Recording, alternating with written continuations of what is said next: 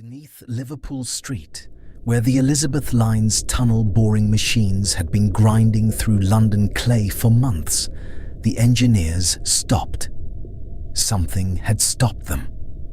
A bricked-up archway sealed with handmade bricks older than anything on the site drawings sat waiting in the cold dark where no door should have been.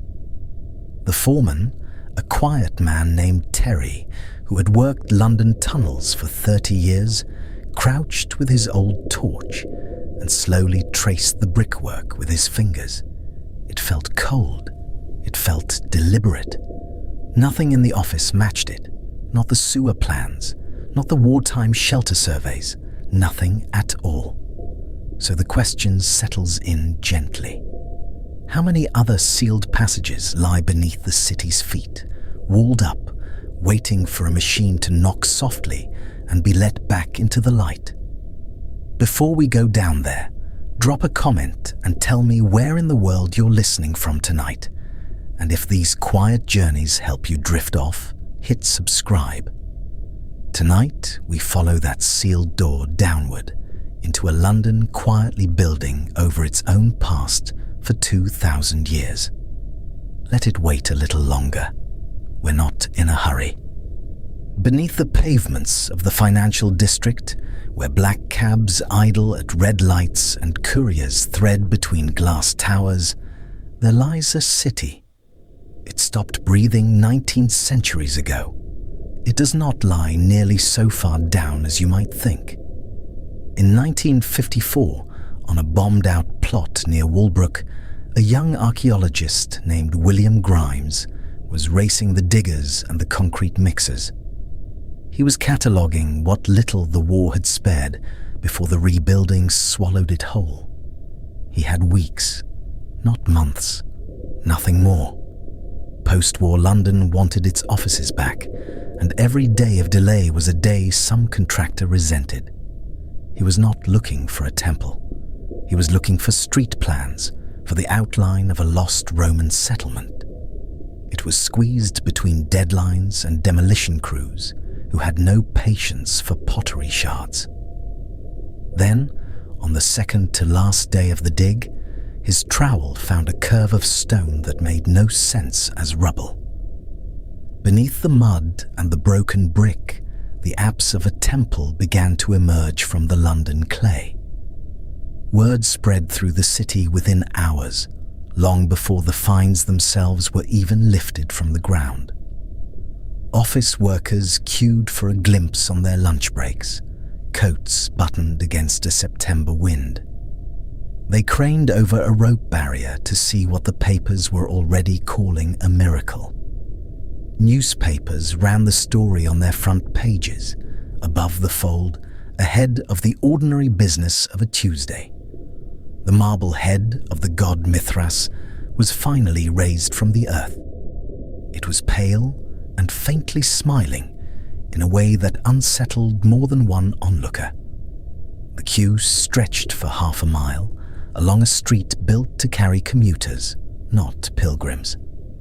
Some in that queue waited 2 hours in the cold for a minute's look at a face last seen by candlelight. It was a face from the reign of an emperor whose name most of them had never learned in school. For nearly 2,000 years, the river had simply been forgotten, its name surviving only in a street sign nobody thought twice about. The temple had stood on the banks of the Walbrook, a river long since paved over and forgotten by everyone. Everyone, that is, except the engineers who still have to route their pipes around its old stubborn course. Sacrifices and secret rites had happened where a bank's back office now hums quietly through the night. Its strip lighting is the only illumination that patch of London has known in centuries. The government, in the end, had to intervene.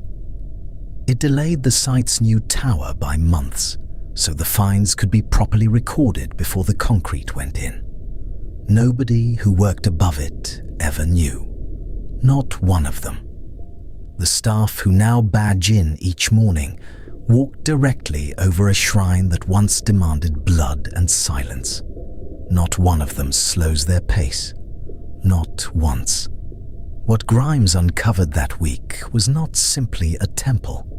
It was a glimpse of a street level, an entire walking city, sitting some 6 meters beneath the pavement of the modern Bank Junction. It lay layered under 2,000 years of ash, flood silt, fire debris, and the rubble of every rebuilding that came after. 6 meters does not sound like much. Not until you stand at street level on a grey London morning and try to imagine it stacked directly above your head. Floor after floor of forgotten London presses quietly down on the tube trains and the wine bars. Roman surveyors laid their roads here with a precision that still startles the archaeologists who trace them today. The cambered stone surfaces were built to shed rainwater into gutters cut along each side. They ran dead straight toward the old bridgehead where London first crossed the Thames. Beneath the coffee shops and the currency traders, their gravel is still there. It was compacted by cartwheels that stopped turning only when the empire itself began to fail.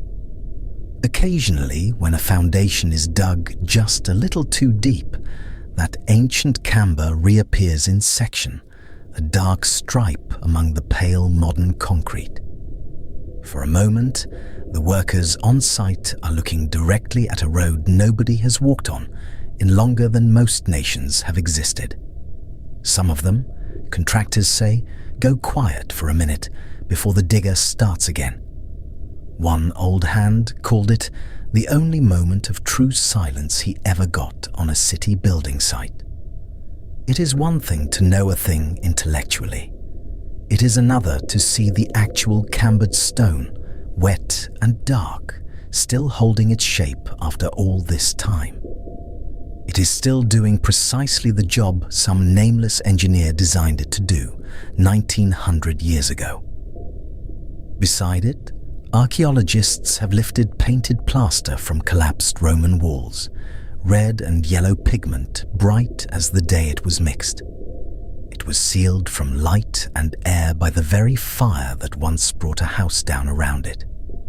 Coins turn up too, dropped in the mud of a street stall and never recovered by whoever was cursing their luck that afternoon. They are worn smooth by hands that have been dust for longer than England has had a name. The wet clay near the old riverbank is, in its own strange way, kind to what it swallows.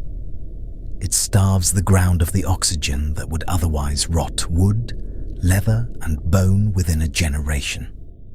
Leather shoes have surfaced from the waterlogged ground near the old riverbank, stitched by a cobbler whose workshop is gone. His careful, even seams have somehow survived 19 centuries of London clay.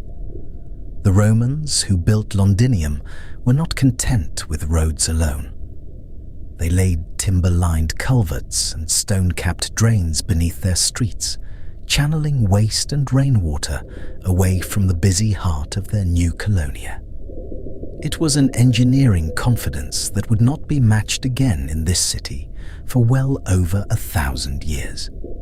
Archaeologists have traced these drains for short, careful stretches, following their timber linings metre by metre through the damp London clay. They note each joint, each repair, each place where a Roman hand once packed the wood tighter against the flow. Some still hold trapped fragments of the world they served. Broken pottery, a lost sandal, the pale husk of a hazelnut shell. It was dropped by someone who never once considered they were being watched across 19 centuries. A comb turned up once too, its teeth still intact, dropped or discarded by someone who never gave it a second thought. And then, almost without exception, the channel simply vanishes. Not because it ends. It runs on beneath a modern basement wall, an underground tunnel, or a foundation pile. Nobody is willing to disturb it for the sake of an excavation. The Romans built for permanence, laying stone that has outlasted the empire that commissioned it. They could not have known that permanence in this particular city would come to mean being sealed rather than remembered. Their careful stonework runs on in the dark towards some destination that nobody now living has ever traced to its end. A drain with no known outlet is a small thing to lose sleep over. It is, after all, only wood and stone, doing exactly what it was built to do, somewhere out of sight. And yet, once you have seen one simply stop, swallowed by a concrete pile cap with no ceremony at all, it is difficult not to wonder. How far does the rest of it truly go? What, if anything, still moves through it? On a wet November night, when the modern drains above are running full. One surveyor working a site near Cannon Street described the sensation of laying a fibre optic line directly alongside a Roman drain. It was, he said, like being handed a relay baton by someone who had been dead for 18 centuries. Engineers today still find themselves rerouting cables and pipes around these old channels rather than through them. It is a quiet deference to stonework nobody living had a hand in laying. This is the detail archaeologists tend to offer quietly, almost as an aside, once the cameras and the tour groups have gone home for the evening. Of Roman Londinium's entire footprint, only a small fraction has ever been properly opened to daylight. It is opened only when modern London happens to need the ground for its own reasons. A new office tower, a rail tunnel, a foundation pit for something nobody will remember in another 2,000 years. There is no comprehensive map of what lies beneath the city.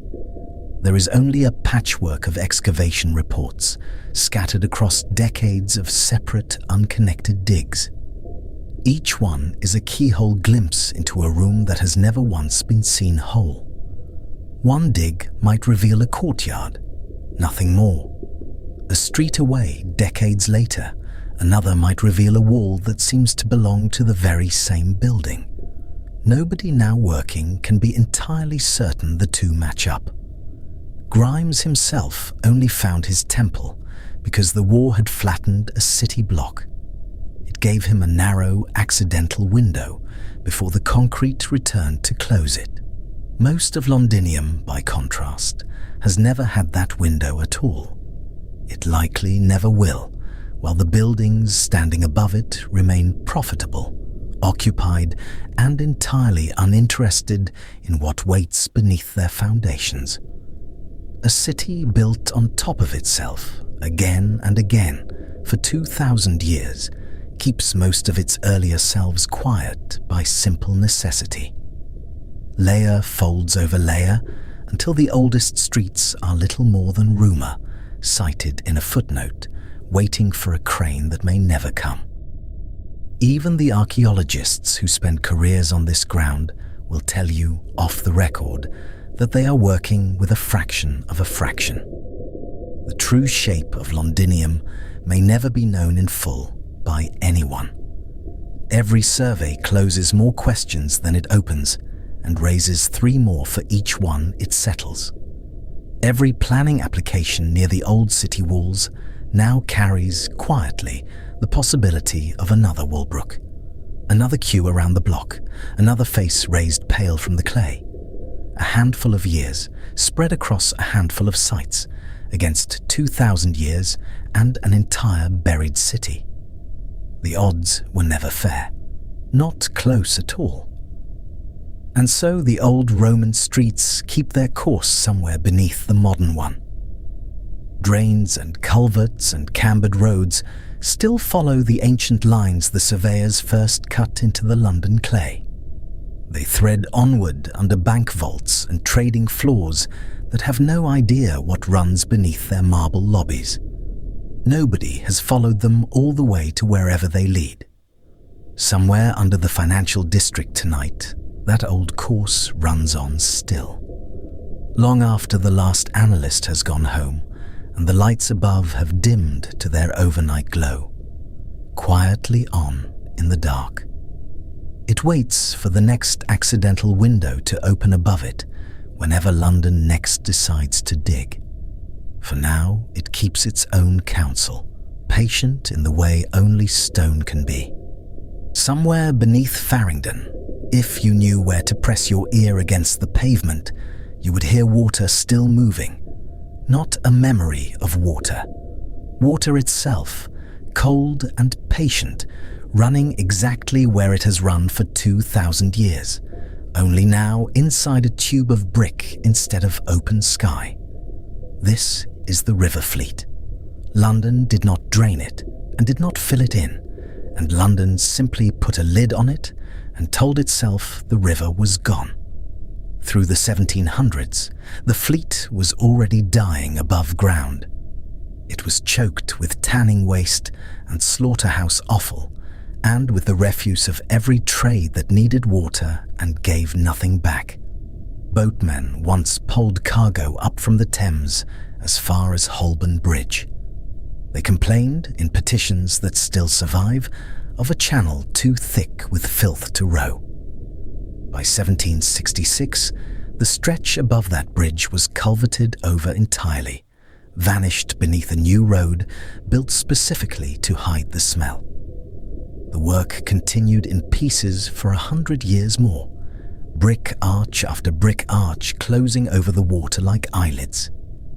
A river that barges once worked for trade ran instead through a tunnel no wider than a hallway.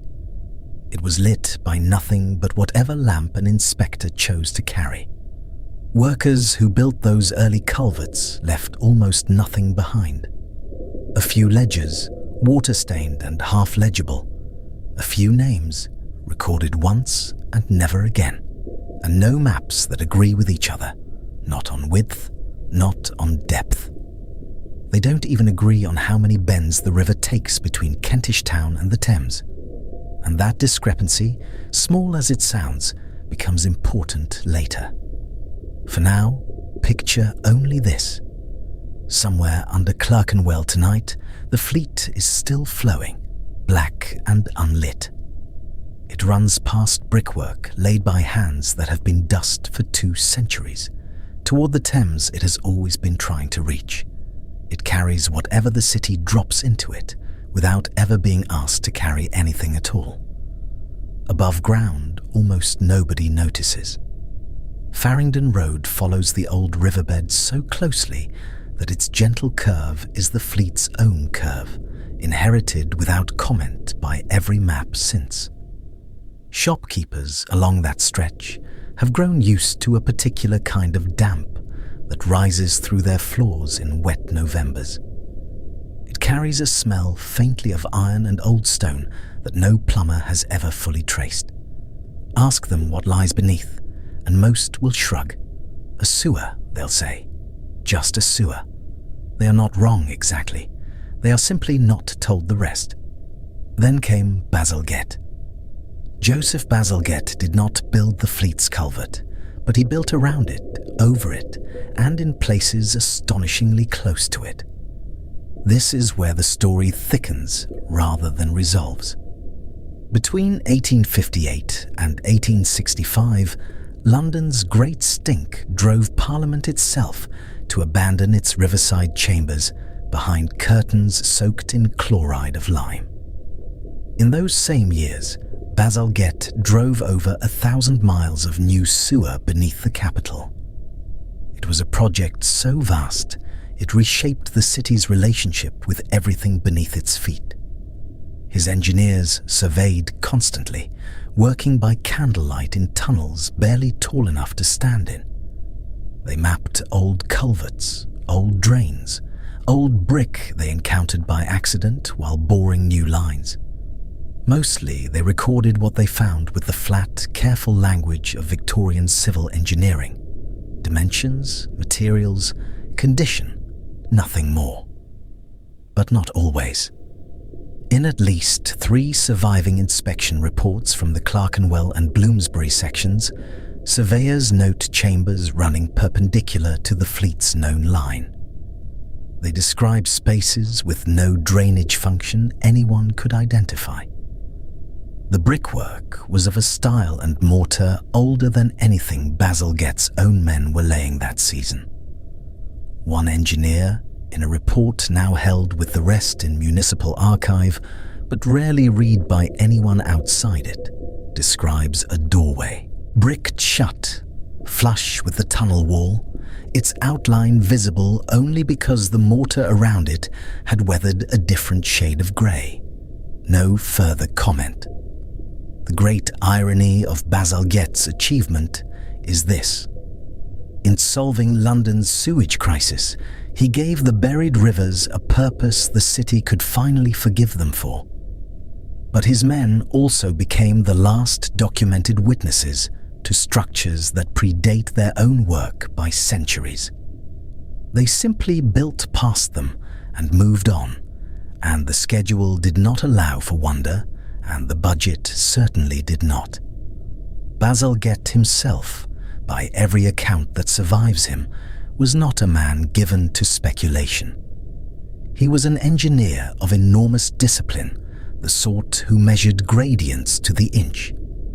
He distrusted anything he could not verify with a level and a chain, and that discipline is precisely why his silence on the matter carries weight. A less careful man might have written off a bricked doorway as nothing, a curiosity unworthy of a line in the report. Bazalgette's surveyors wrote it down anyway, briefly, factually, and then simply left it standing in the dark behind them, sealed exactly as they found it. Not every river left even that much of a trace. The Walbrook, the little stream that gave the Roman temple its setting, and the modern street its name, has no visible course left anywhere in London. None. You cannot follow it by eye from source to mouth the way you almost can with the fleet, tracing brick arches street by street. It is known today only through consequence. A cellar in the city floods without explanation every wet winter, its stone floor seeping though no pipe runs anywhere near it. A sinkhole opened without warning near a bank underground shaft in the 1970s, swallowing a stretch of pavement overnight. A slight, stubborn dip sits in a modern office floor that no architect can account for, however many surveys they commission. Engineers plot these consequences on a map and draw a dotted line through them. That dotted line, patched together from floods and sinkholes and damp patches, is the closest thing London has to a survey of the Walbrook. The Tyburn fares little better. It once ran clear from the high ground near Hampstead, down through what is now some of the most expensive real estate on earth. It passed fields where public executions were once held at its namesake gallows. Its route is reconstructed today mostly from old parish boundaries and from the occasional damp patch found low in a hotel basement near Green Park. Two rivers, both entirely hidden, both known chiefly through the small damage they still quietly cause. There is something almost gentle about it, if you let yourself feel that instead of the other thing. The Tyburn runs beneath Buckingham Palace itself, or very near it. Nobody currently alive has walked its bank and could tell you exactly where the water bends. Both rivers appear briefly in the paperwork of anyone unlucky enough to dig near their old courses. Utility crews replacing gas mains in Mayfair have hit soft, waterlogged ground exactly where the Tyburn's dotted line predicts it should be. They simply rerouted around the problem without asking why the ground behaves that way. Nobody commissions an excavation to find out. It would cost too much, disturb too much, answer a question nobody in charge of a budget has any interest in asking. So the dotted lines stayed dotted, generation after generation, hypothesis standing in for fact. Fact would mean digging, and digging under central London is never simple or cheap. Which brings the questions back to the fleet's engineers, and to that bricked doorway nobody explained. Because the fleet, unlike the Walbrook and the Tyburn, does have a visible culvert. It is walkable in short stretches by the flood engineers who still inspect it today, wearing waders and carrying gas monitors clipped to their belts. So its side passages are not guesswork. They are physical, reachable, and unaccounted for. A 1923 Borough Surveyor's note mentions a side chamber off the main culvert near Ray Street, roughly 10 feet wide. Its far end was left unexplored because the air inside was judged too foul to proceed further that day. The note promises a return visit, written almost as an afterthought at the bottom of the page. No follow-up report survives in any archive anyone has yet searched. A separate account from the 1950s was filed after routine maintenance work near the same stretch. It describes brickwork branching east from the culvert at a depth inconsistent with any known sewer line.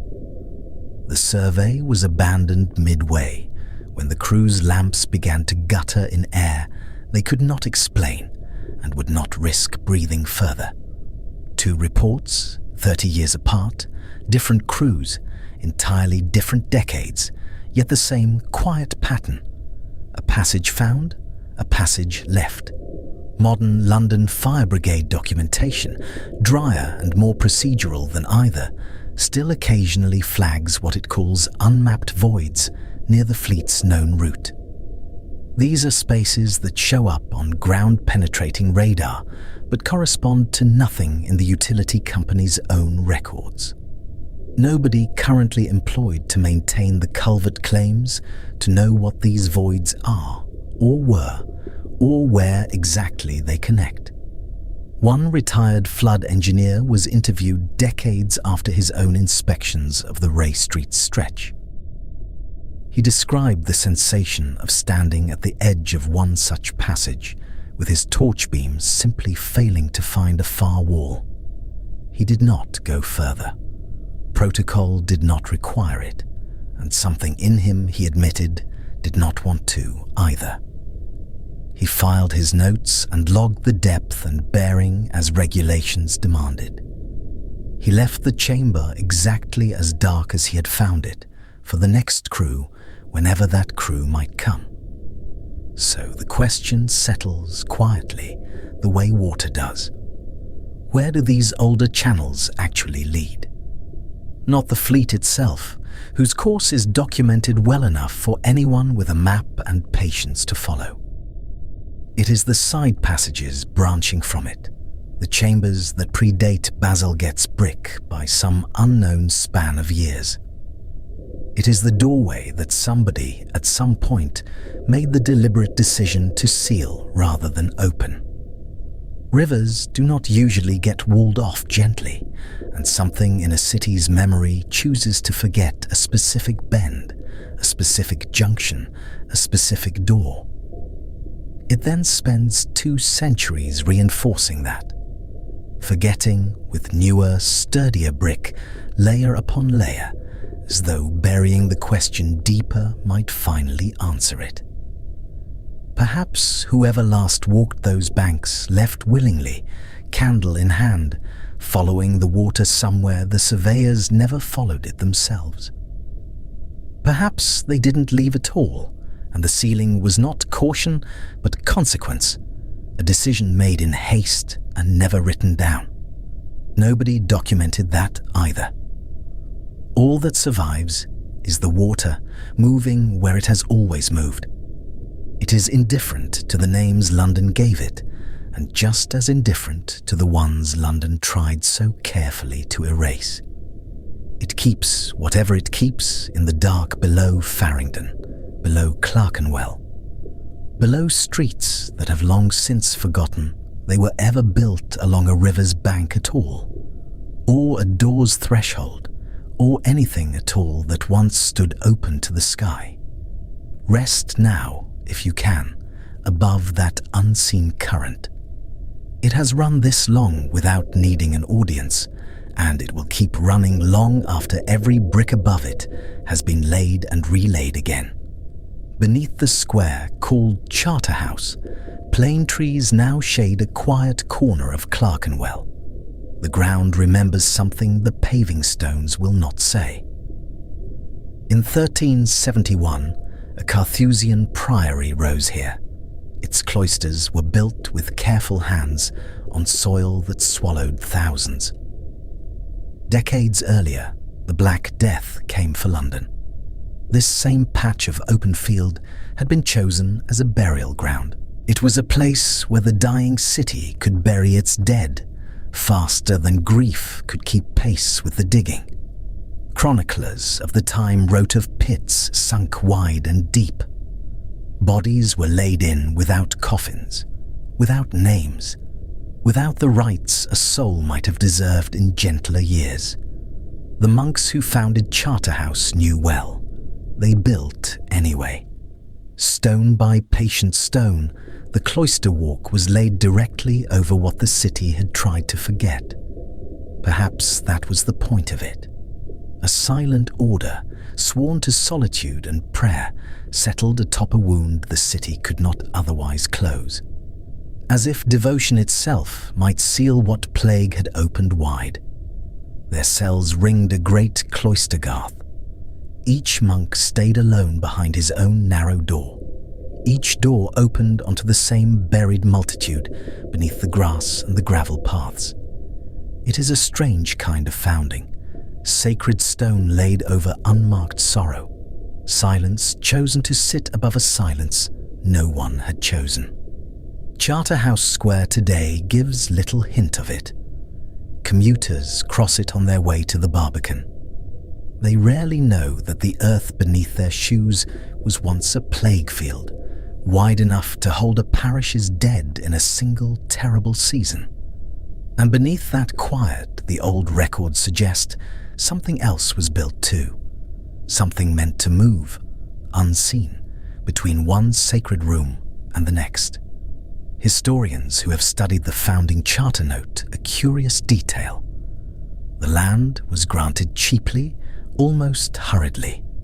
It seemed the nobleman who owned it wanted the burial ground handled by someone willing to keep it consecrated. Grief in 1371 needed somewhere respectable to go. The founder, a soldier turned benefactor, had seen enough death abroad.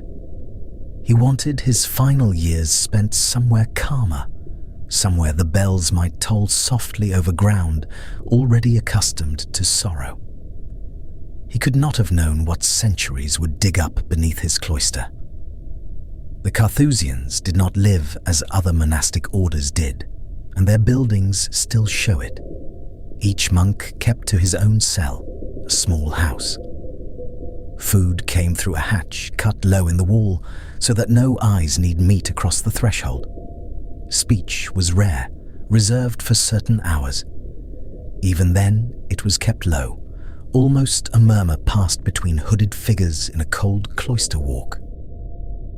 Yet local tradition, passed down through parish memory more faithfully than through parchment, insists on a layer beneath the cloister, a network of narrow passages said to run from the monks' cells toward the chapel, and further still, out toward the meat market at Smithfield beyond the priory wall.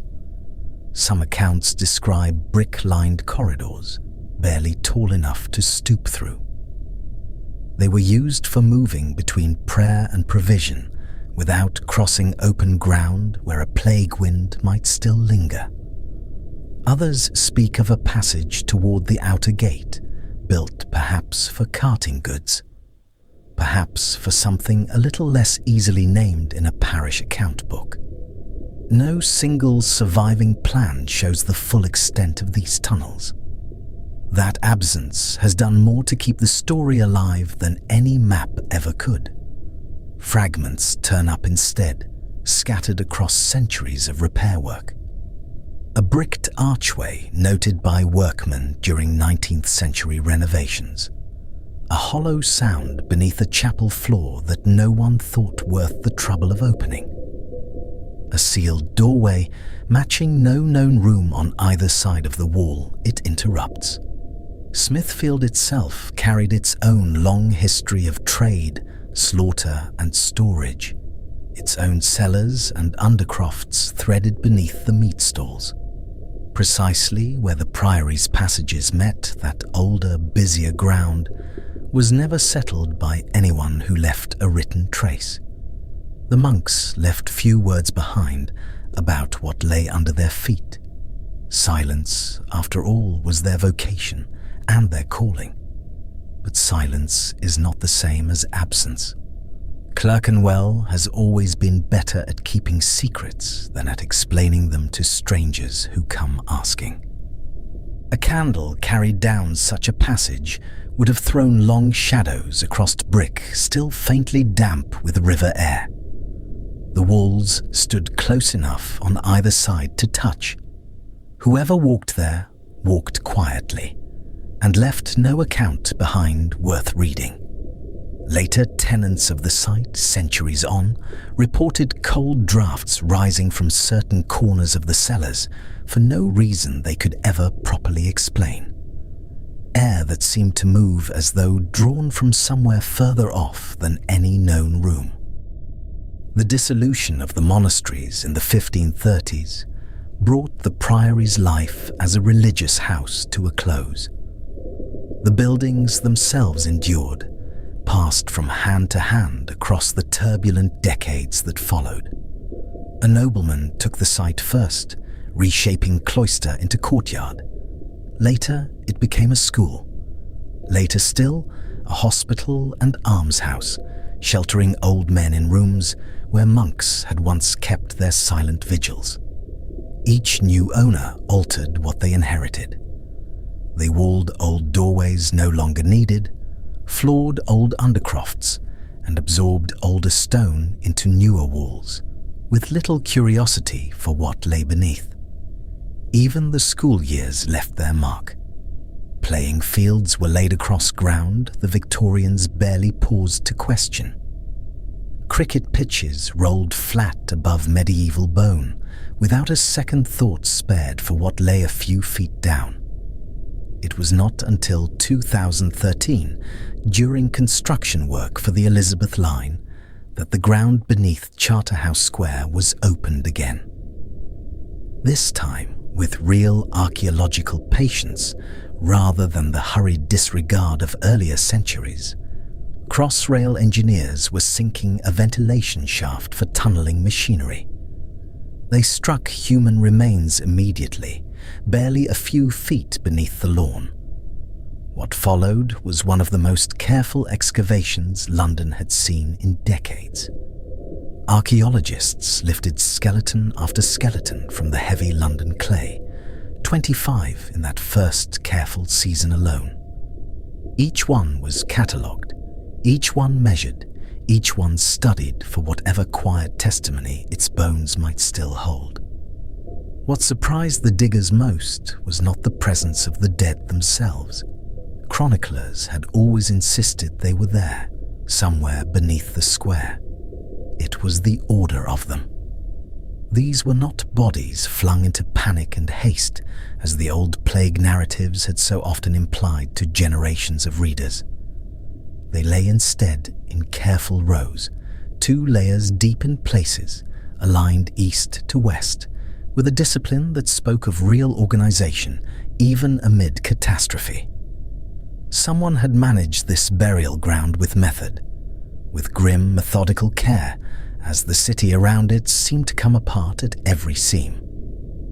Osteologists measured each skull, each femur, each small fracture, building a record more thorough than any surviving parchment from the period could offer. Chalk dust still clung faintly to some of the bones, a pale trace of quicklime scattered long ago to calm the fear of contagion. It did little against a disease no one yet understood. Sandstone grave markers, worn almost smooth by centuries of rain, offered no names at all. Only rough crosses, scratched by hands working too fast, in too much fear to carve anything gentler. Later testing on those bones confirmed the presence of the bacterium behind the Black Death. It settled one long-standing question while opening several more. Isotope analysis of dental enamel revealed something else again, something the chronicles never thought to mention. Some of the dead had grown up far from London. They were drawn to the city by trade, by apprenticeship, by hope, long before the plague ever found them here. A skeleton uncovered nearby, dated slightly later than the main group, carried the same pathogen from a separate and more localized outbreak. This suggested the ground kept receiving its dead long after the first terrible wave had already passed through the city. The careful rows themselves raised their own quiet puzzle, one archaeologists still turn over. Careful burial requires labor. It requires the living to still be well enough and numerous enough to dig straight lines and lower bodies with something resembling ceremony rather than panic.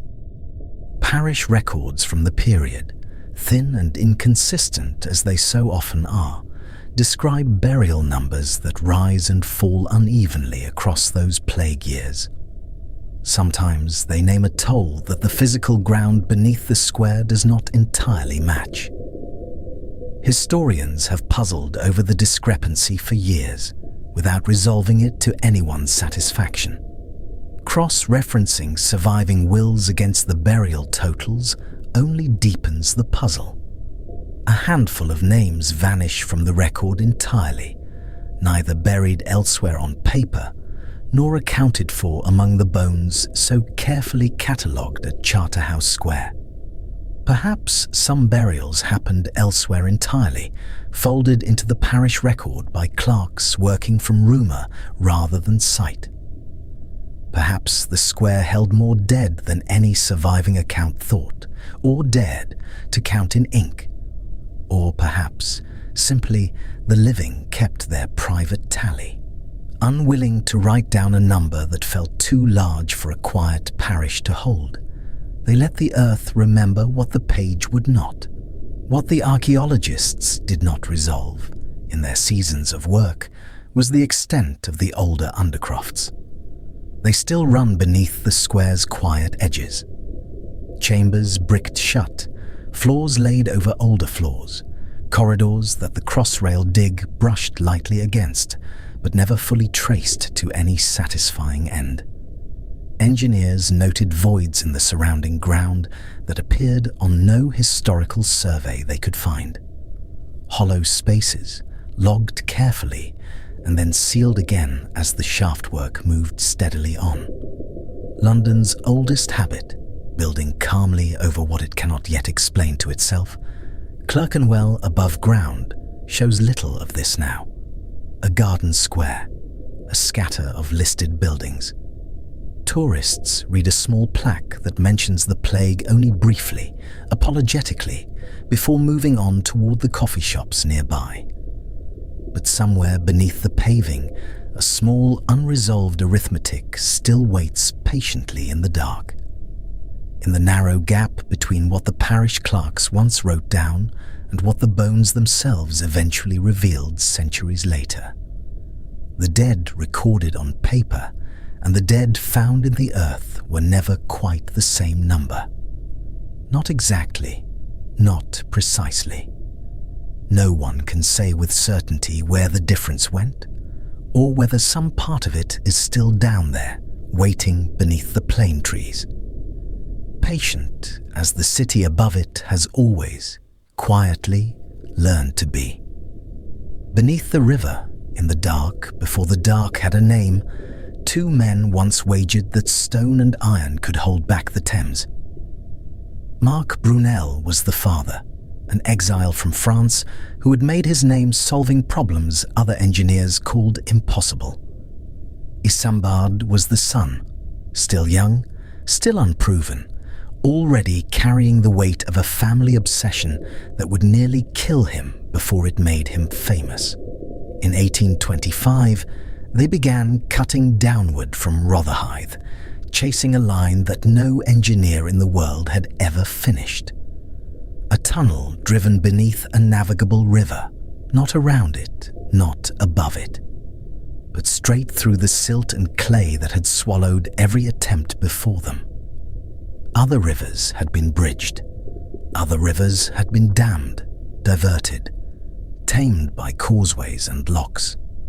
The Thames was different, wide and tidal and thick with masts, crowded with barges and colliers and the ordinary traffic of an empire's busiest port. It had never once let a tunnel pass beneath its bed and lived to see daylight on the other side.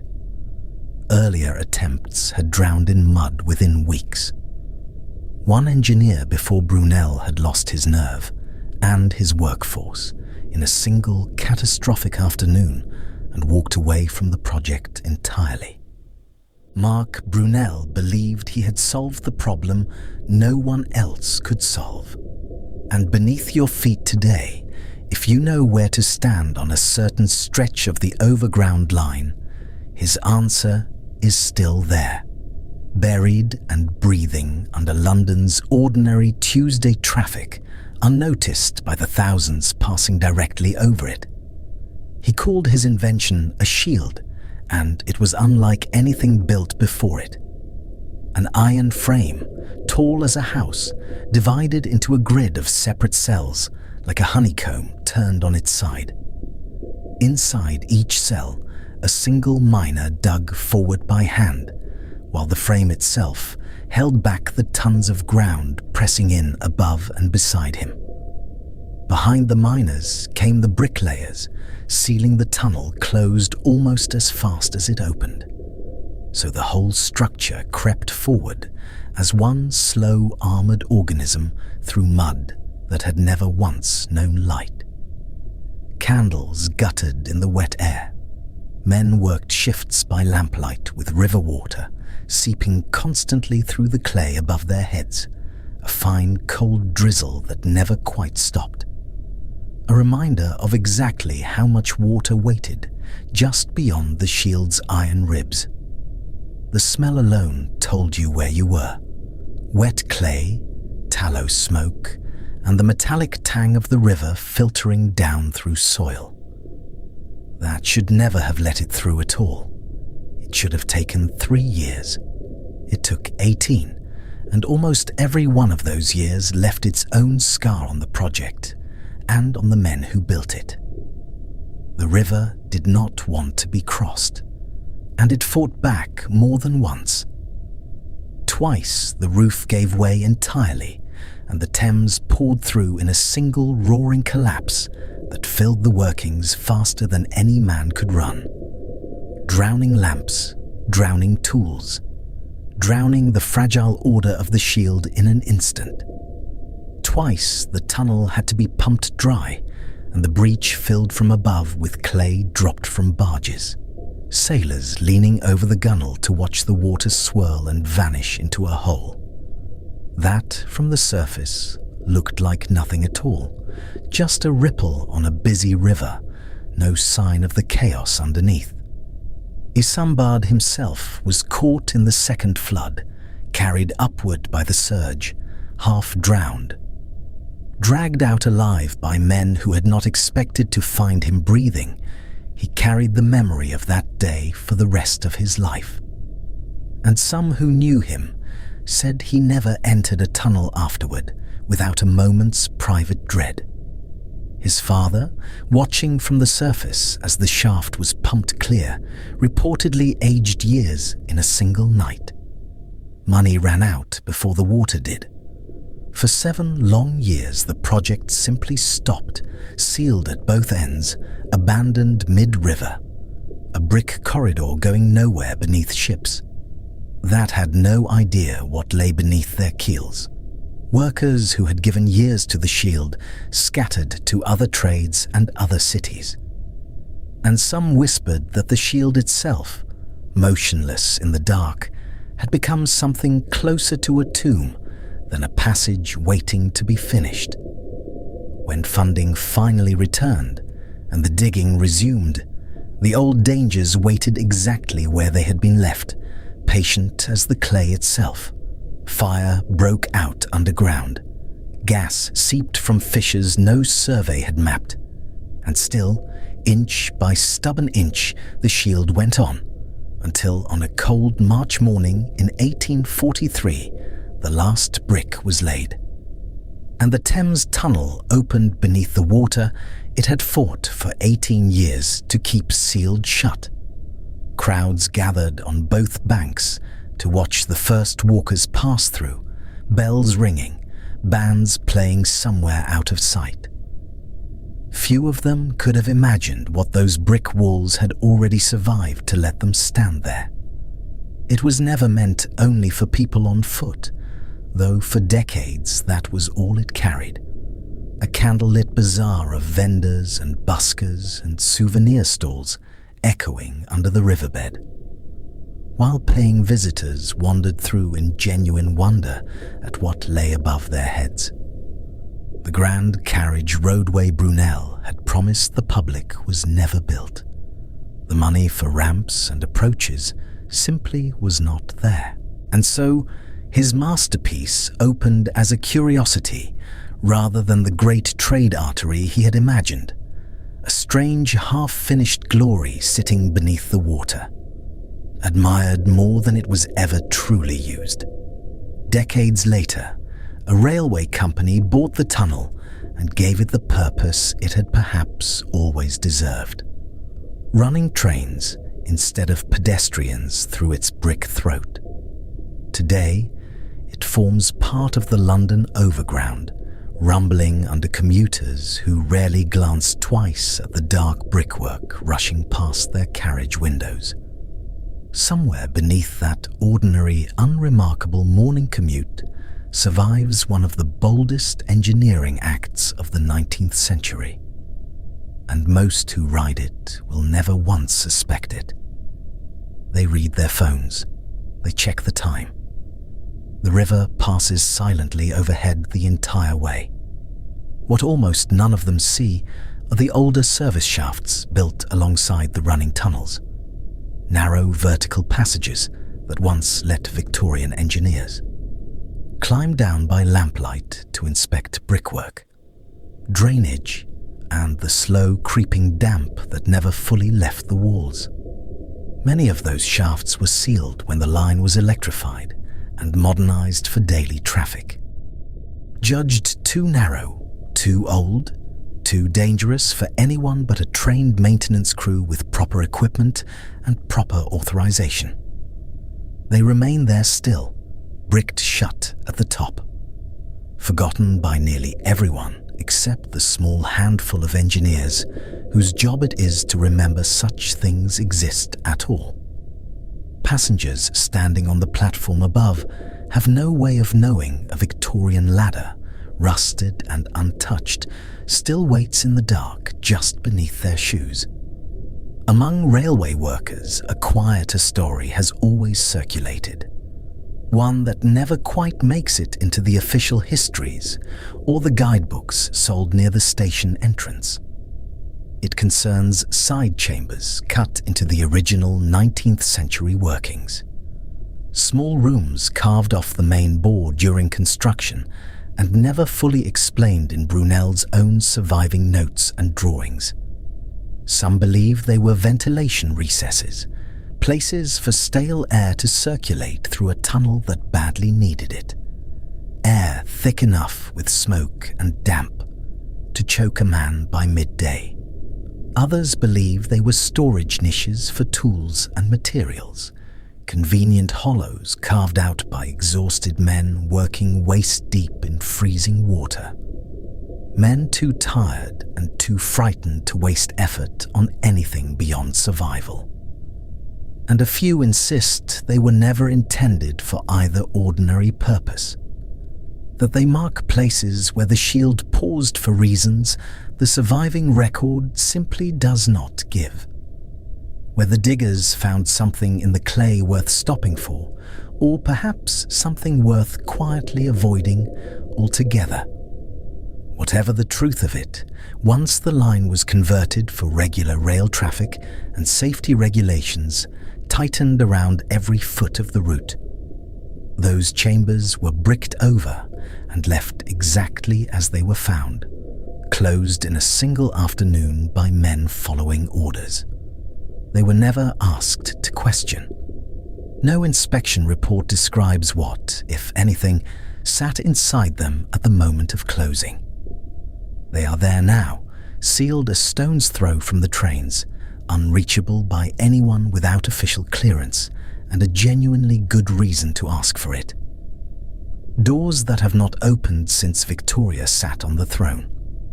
One old survey even lists a chamber by number with no notes beside it. Just a number and silence.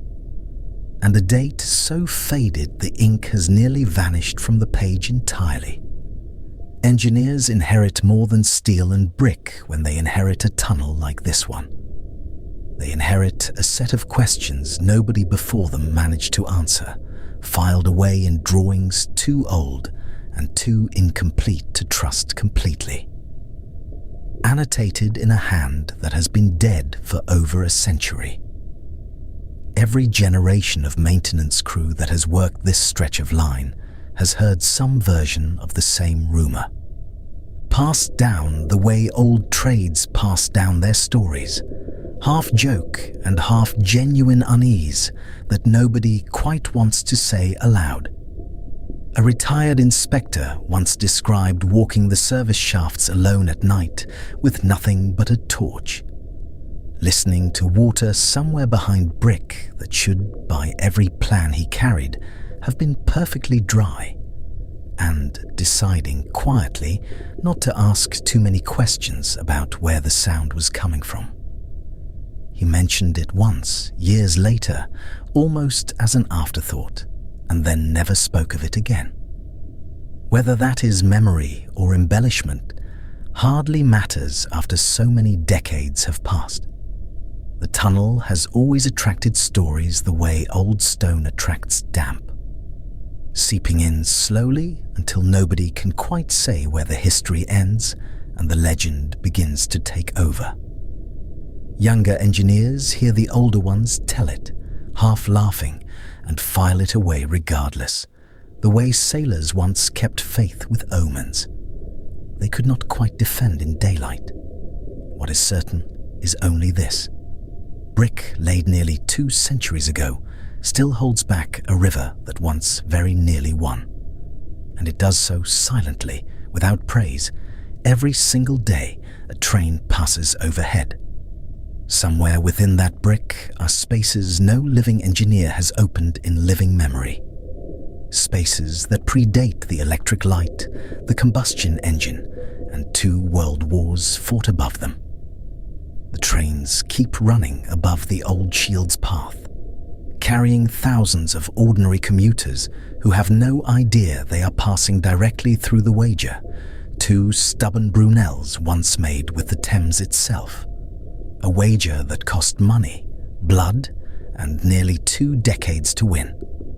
And underneath them, sealed and silent, the tunnel keeps whatever it was built to keep. Waiting, as it always has, for someone patient enough and brave enough to finally ask what still lies behind the brick. In 1927, while London slept above, a railway began to move beneath it that no passenger would ever ride. It ran 6.5 miles from Paddington to Whitechapel, threaded through a tube barely large enough to stand in. It carried no drivers at all. The post office railway was electric, narrow and utterly silent to the streets overhead. Small red trains, no taller than a child. They rolled along their own dark line beneath the traffic and the tea rooms and the offices. Nobody riding a bus on Oxford Street ever guessed what passed beneath their wheels.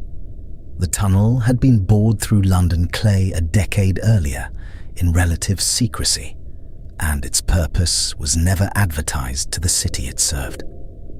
Engineers called it simply the Tube Railway, though later it earned the name that stuck, Mail Rail. 9 stations linked to the great sorting offices, each platform low and close, built for parcels rather than people. Ceilings pressed down within arm's reach of a standing worker. The trains needed no driver because the entire line was automated from the start, a rarity for its age. It was controlled by signals and switches set decades before automation became fashionable anywhere else on Earth. Engineers of the time called it an experiment in trust, machinery left to govern machinery. Barely a human hand was required once the sacks were loaded. Down there, in tunnels lit only when needed, the ordinary business of letters and parcels became something closer to ritual. It was mechanical and precise, hidden from every eye above. The city carried on its business overhead, entirely unaware that a second, smaller city of rails and platforms ran quietly beneath its floorboards. It tended to its correspondence without ever asking to be noticed. Postal engineers had studied similar underground systems abroad, but none matched the ambition of a fully automatic line threaded beneath a working capital. Every curve had been measured against the buildings above. Every gradient was chosen to avoid the foundations of banks and churches and department stores that never knew how close their cellars came to the rails. Even the tunnel's narrow gauge was a kind of quiet decision. It was a compromise between speed and the tight geology of the ground it had to pass through. Nothing about it announced itself. It simply worked, the way the best hidden things in a city always do, without fanfare, without witnesses. It was folded into the ordinary rhythm of a place too busy above ground to wonder what moved beneath it. For more than 70 years, that hidden railway did one job, and it did it faithfully. It moved the mail. Above ground, London's roads clogged with horses, then omnibuses, then motor cars. Each era was slower than the last, as the city's population swelled past the capacity of its streets. Below, none of that mattered. The little trains ran on schedule, immune to weather, immune to congestion. They were immune too to the chaos that gripped the surface during rush hour, or fog, or war. Sacks of letters slid down chutes from sorting offices into carriages waiting in darkness. Then they rattled off toward their next station, guided by rails that never saw daylight. Workers who tended the line described a strange, contained world. The smell of oil and dust, the hum of motors. There was a particular cold that settled into brick tunnels regardless of season. Some spoke of the quiet as almost holy, a hush broken only by wheels on rail and the occasional clang of a signal changing. Others remembered the loneliness of a night shift spent entirely underground. Hours passed with no sun to mark them, only the rhythm of trains arriving and departing on their own silent clockwork. During the Blitz, when bombs fell across the city and stations above ground closed their doors, the post office railway kept moving. Mail slid through tunnels that offered a strange kind of shelter no one had built shelter for. Families sheltering in deeper stations nearby sometimes heard the faint rattle of a passing mail train through the brick. It was a small reassurance that ordinary life continued somewhere close, and it became, in its own modest way, one of London's most reliable workers. It ferried paper correspondence between the living, the worried, and the waiting, mile after mile, decade after decade. It worked without complaint and almost without witness, keeping a promise the surface world barely knew had been made. Christmas seasons brought the heaviest loads, sacks stacked deep along every platform. The small trains ran longer hours to keep pace with a city writing to itself in growing volume each December. Strikes above ground, snow that choked the streets, even the occasional flood along the older culverts nearby. None of it reached the mail line, tucked safely below the level where London's troubles usually lived. Retired workers later recalled a peculiar pride in the invisibility of the job. Every birthday card and business letter that reached its address on time had passed, unseen, through their hands and their tunnels. It was unglamorous work, and they knew it, and most of them seemed to prefer it that way. They were content to keep the city's paper heart beating from a place no one above would ever think to thank them for. Then, in 2003, it simply stopped. Rising costs and the slow triumph of road transport made the old railway too expensive to justify. The decision was made to close it rather than repair it further. The last mail sacks were unloaded. The last trains rolled to their sidings, and the current was cut. What had run continuously for over 7 decades fell suddenly, completely silent. No grand ceremony marked the closure. There was no farewell address to the workers who had known those tunnels better than most people know their own homes. The trains stayed exactly where they stopped, some mid-platform, some tucked into sidings never meant to be permanent. Dust began to settle on rails that had gleamed from decades of use. The chutes that once fed letters into waiting carriages hung open and empty, swallowing nothing. Signal lamps that had blinked their quiet colours for 70 years went dark and stayed that way.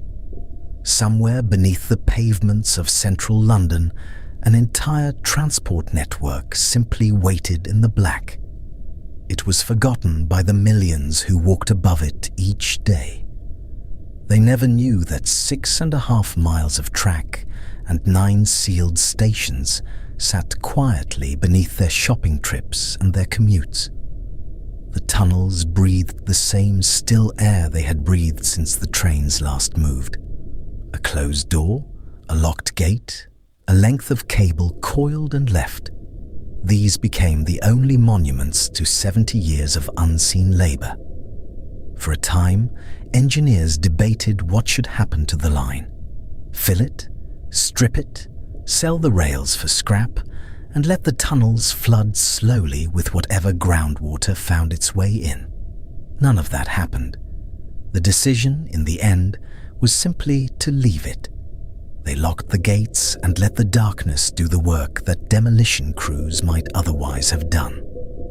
Reports from those early years of closure describe air thick with stillness. Condensation gathered on unused switchgear, and water found old cracks in brick that had stood dry for decades. A handful of maintenance staff continued to walk sections of the line on inspection rounds.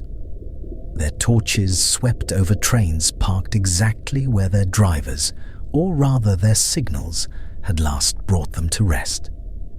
It was not until 2017 that the darkness lifted, and even then, only in part. A short stretch of the old line, close to Mount Pleasant, reopened as part of the Postal Museum. It welcomed visitors down into the tunnels for the first time in a generation. Small trains, refitted for people rather than parcels, now carry curious families along a modest loop. They pass platforms lit for display and walls still marked by decades of use. It is a brief journey, no more than a fraction of the original route. But for those who take it, the effect is unmistakable. A lurch backward into a London that worked quietly and constantly out of sight. Guides speak of the engineering, the automation, the long service the line gave without recognition. Visitors listen with the particular attention people reserve for things they never suspected existed. Cold air presses in from the tunnel walls, carrying a faint mineral smell of brick and standing water. Visitors press their hands to brick that has not felt warmth in years, and they trace grooves worn by decades of passing carriages. The museum's loop ends where it began. The rest of the tunnel, dark and unlit, continues on beyond the barrier, curving away towards stations no visitor will see. Its lights are switched off, its rails cold beneath a silence the tour never quite reaches. The museum kept much of the original signalling on display. Brass switches and heavy levers sit preserved behind glass, as though the line might one day need them again. Staff there speak carefully about the sections still closed, aware that curiosity tends to outpace caution whenever old tunnels are mentioned. Structural surveys are carried out at intervals, checking brickwork against the slow patience of groundwater. Full restoration of the wider network has never been funded, and no date for one has ever been set. What visitors experience, however memorable, remains a carefully lit fraction of something far larger. It is a doorway left deliberately narrow onto a railway that once ran the length of the city's beating commercial heart. Beyond that short, illuminated loop, the greater length of mail rail remains closed, its stations locked. Its sidings hold trains that have not moved since the closure. Engineers who inspect the tunnels for safety describe long stretches where nothing has been catalogued in detail. Old signage and abandoned equipment sit exactly as workers left them on their final shift. Nobody has published a full inventory of what still waits down there. Spare parts, paperwork, tools left mid-task. The small debris of a workforce that expected to return the following Monday and never did. Overalls still hang by some accounts on hooks near a disused staff room, waiting for shoulders that will not return to fill them. Torn timetables still cling to notice boards no one has read in 20 years. The museum's public loop offers only a glimpse, a single lit thread through miles of unlit rail. Somewhere past the barrier, past the last visitor sign, the tunnels curve on into a silence that has now lasted longer than the railway ever ran. They hold whatever London left behind when it stopped listening for the trains beneath its feet. And they wait, patiently, the way old things underground so often do, for someone to come looking again. For now, London walks above it unaware, as it always has, and its letters are long since replaced by other means. Its little red trains rest in a darkness that has become, in its own strange way, permanent. Beneath the underground, London built deeper still.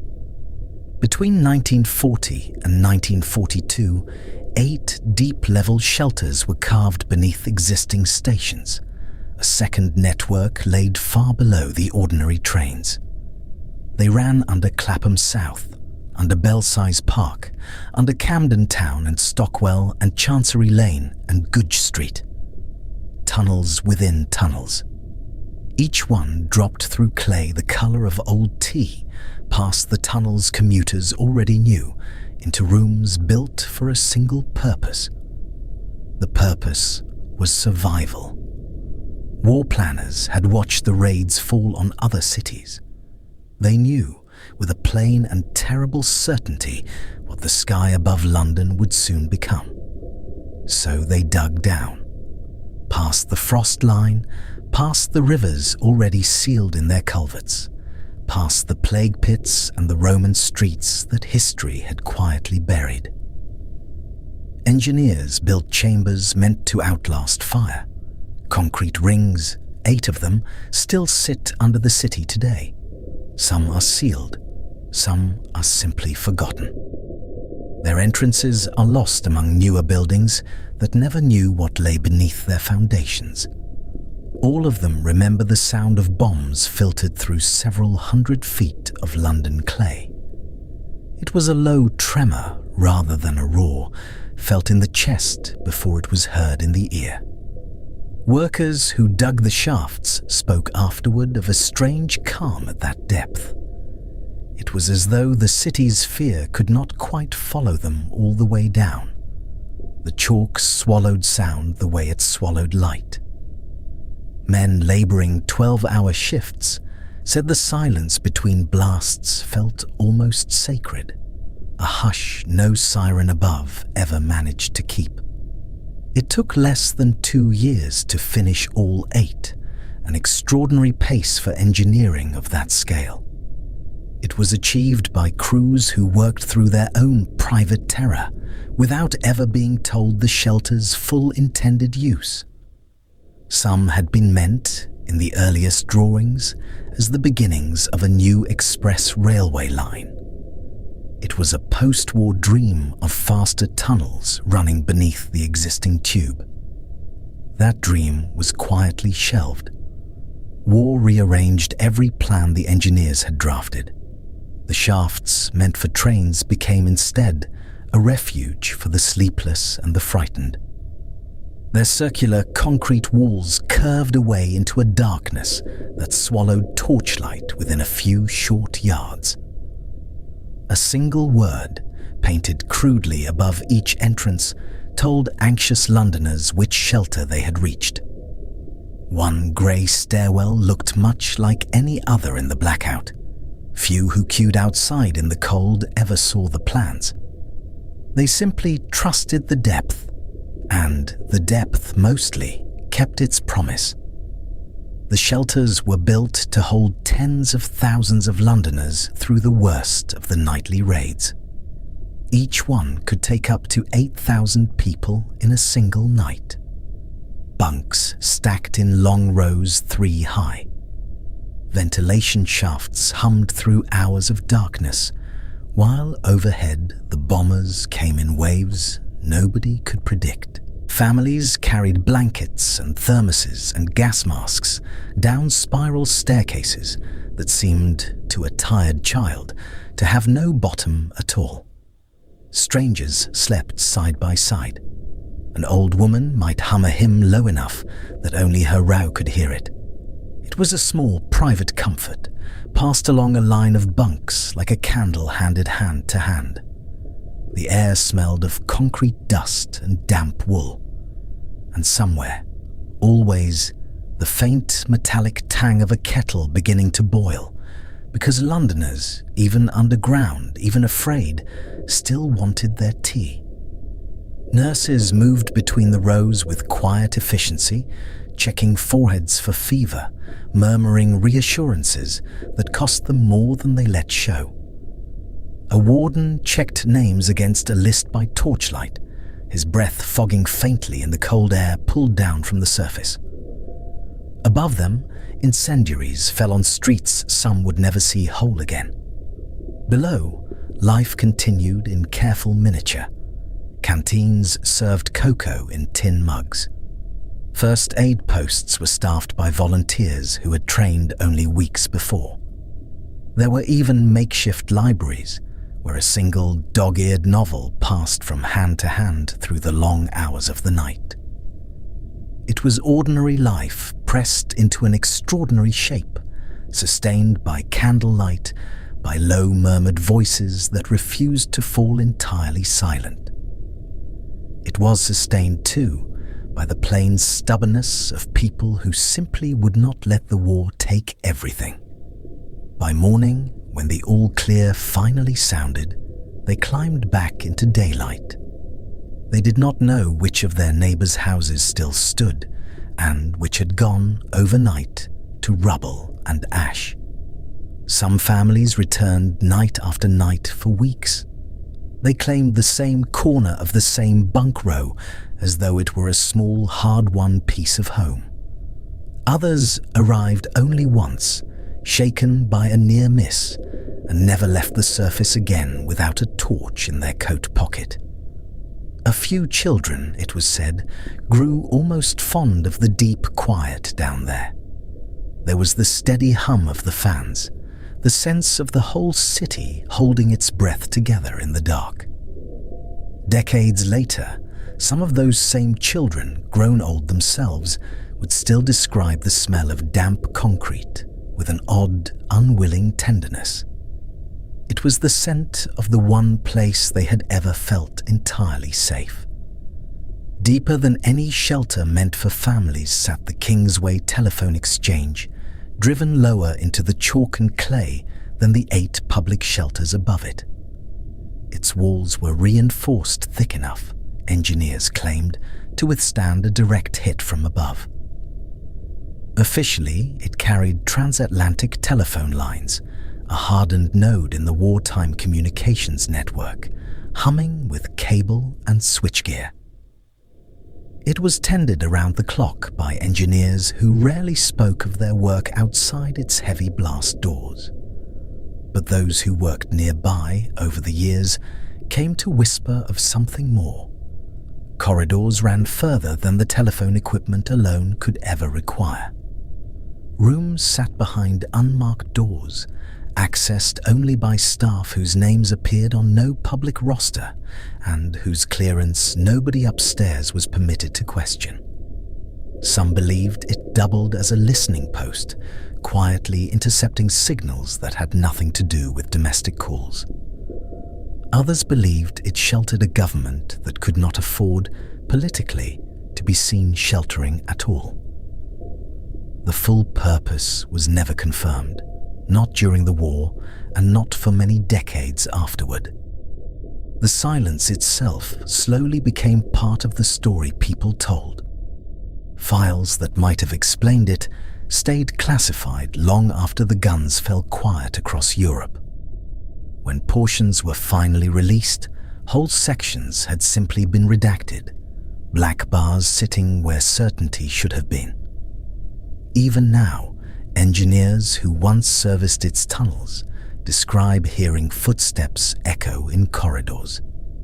On the official surviving plans, those corridors do not appear to exist at all.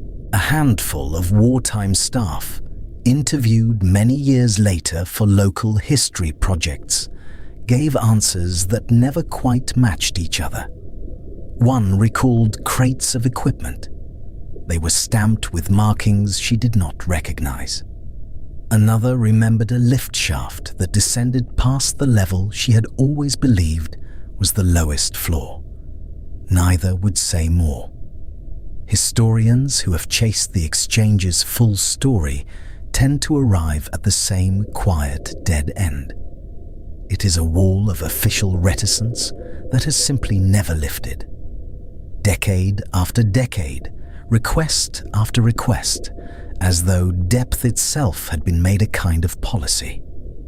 A handful of photographs did eventually surface, grainy and undated, showing corridors lined with cable racks stretching further than any published plan allowed for. Nobody has ever confirmed where exactly those corridors led. When the war finally ended, the shelters did not simply empty and lock their doors for good. A few found quiet second lives in the decades that followed. One held government archives, box after box of paper stacked where bunks had once stood.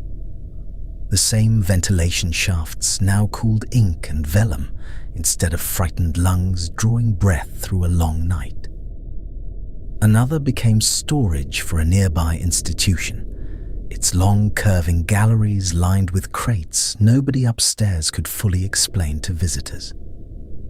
Kingsway itself continued serving telecommunications work for years afterward, its purpose narrowing gradually, but never fully disclosed. Its blast doors stayed firmly shut to anyone without proper clearance. Other shelters received no such reprieve at all. Their entrances were bricked over quietly. Their spiral stairs were left to rust in permanent dark. Their bunks lay abandoned mid-row, as though the occupants had simply vanished one ordinary morning. Maintenance crews entered only rarely, noting damp and cracked render in reports that nobody upstairs read twice. Local memory softened slowly into rumour. A locked door near a station platform. A strange draft that came from nowhere on a still day. An old plaque nobody could quite explain to their own children. The city moved on above them, buses and commuters and market stalls, entirely unaware that beneath their feet, whole rooms built to hold thousands sat empty.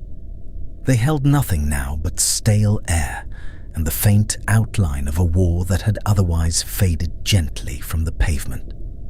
Occasionally, a council survey would rediscover one, quite by accident, while investigating subsidence or a leaking main. A brief flurry of interest would follow before the paperwork closed the file again.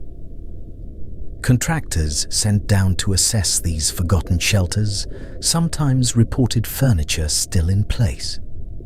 Benches and enamel signage sat untouched since the last warden had climbed the stairs for good.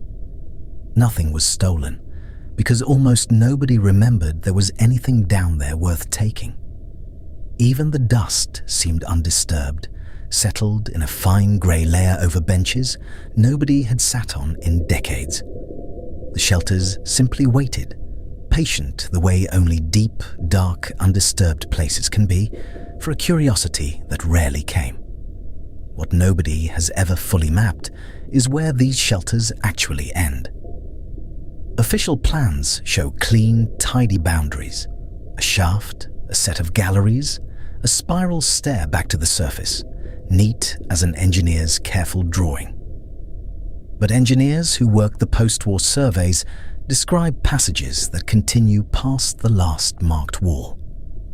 Brickwork that plainly doesn't match the original wartime build. Tunnels that lead quietly toward the underground's oldest, least documented corners. Some believe certain shelters connect, unofficially and without record, to disused railway tunnels or forgotten sewer branches. These are threads sewn between different decades of digging by workmen who left no paperwork behind them. Whether by accident or by careful design, nobody now can say with any confidence. Requests for the full engineering surveys are met, more often than not, with silence or with maps stamped simply incomplete. And so, the question waits in the dark, the way so much of underground London waits, unresolved, unhurried, patient as stone itself. A retired surveyor, asked once whether the network beneath the city was fully known, reportedly laughed before answering. He said the maps told you what had been approved, not what had actually been dug, and that London's builders across every century had a long and quiet habit of finishing more than they ever reported. Somewhere beneath a street you have walked 100 times without noticing, a door may still lead on to somewhere the city itself forgot to record. It will keep waiting there, unbothered by daylight, for as long as the clay above it quietly holds. Not every station beneath London still receives a passenger train. Some were sealed off entirely, some were simply left. Their platforms sat dark, their tiled names still legible under decades of dust. These forgotten stops are what the network's own maintenance staff have come to call the ghost stations. There are more than 40 of them scattered beneath the city, tucked between the lines still running. 3 in particular keep drawing the attention of those who study what lies beneath London, rather than what rides across its surface. Down Street is perhaps the strangest of the 3. It closed in 1932, a quiet Mayfair stop built too close to its neighbours, Hyde Park Corner on one side and Green Park on the other. It never drew enough passengers, not enough to justify keeping its gates open. For years afterward, it simply waited behind its ordinary red brick frontage, unremarked by the thousands who passed it daily on their way to somewhere else. Its shopfront was given over to other uses, while the platforms below sat empty and dark. Then came the war. Winston Churchill's Railway Executive Committee took the disused platforms as a bunker. They reinforced the tunnels with concrete and laid in bathrooms and bedrooms carved from what had been passenger space. A switchboard was installed, capable of routing calls across the whole rail network in the event that the surface offices were destroyed. For a time, it is said the Prime Minister himself sheltered there, before the deeper shelters further along the line were ready to receive him. He worked through the worst nights of the Blitz, within feet of a platform edge that had once served ordinary commuters. The tiles are still cream and maroon beneath the grime. A telephone switchboard rusts quietly in a side room nobody uses now, its cables long since cut. Maintenance crews who pass through today, checking cables or inspecting brickwork, describe drafts that move the wrong way for a sealed tunnel. Air breathes gently from somewhere the official plans simply do not show, as though the station still remembers how to breathe. A steel bathtub, installed for Churchill's own use, still sits rusting in a corner room barely wide enough to turn around in. Its enamel is chipped down to bare metal along one edge. Nearby, a row of bell pushes remains fixed to the wall, each one labelled by hand in fading ink for a department that stopped existing generations ago. Nobody now working the line can say with certainty what most of those departments actually did.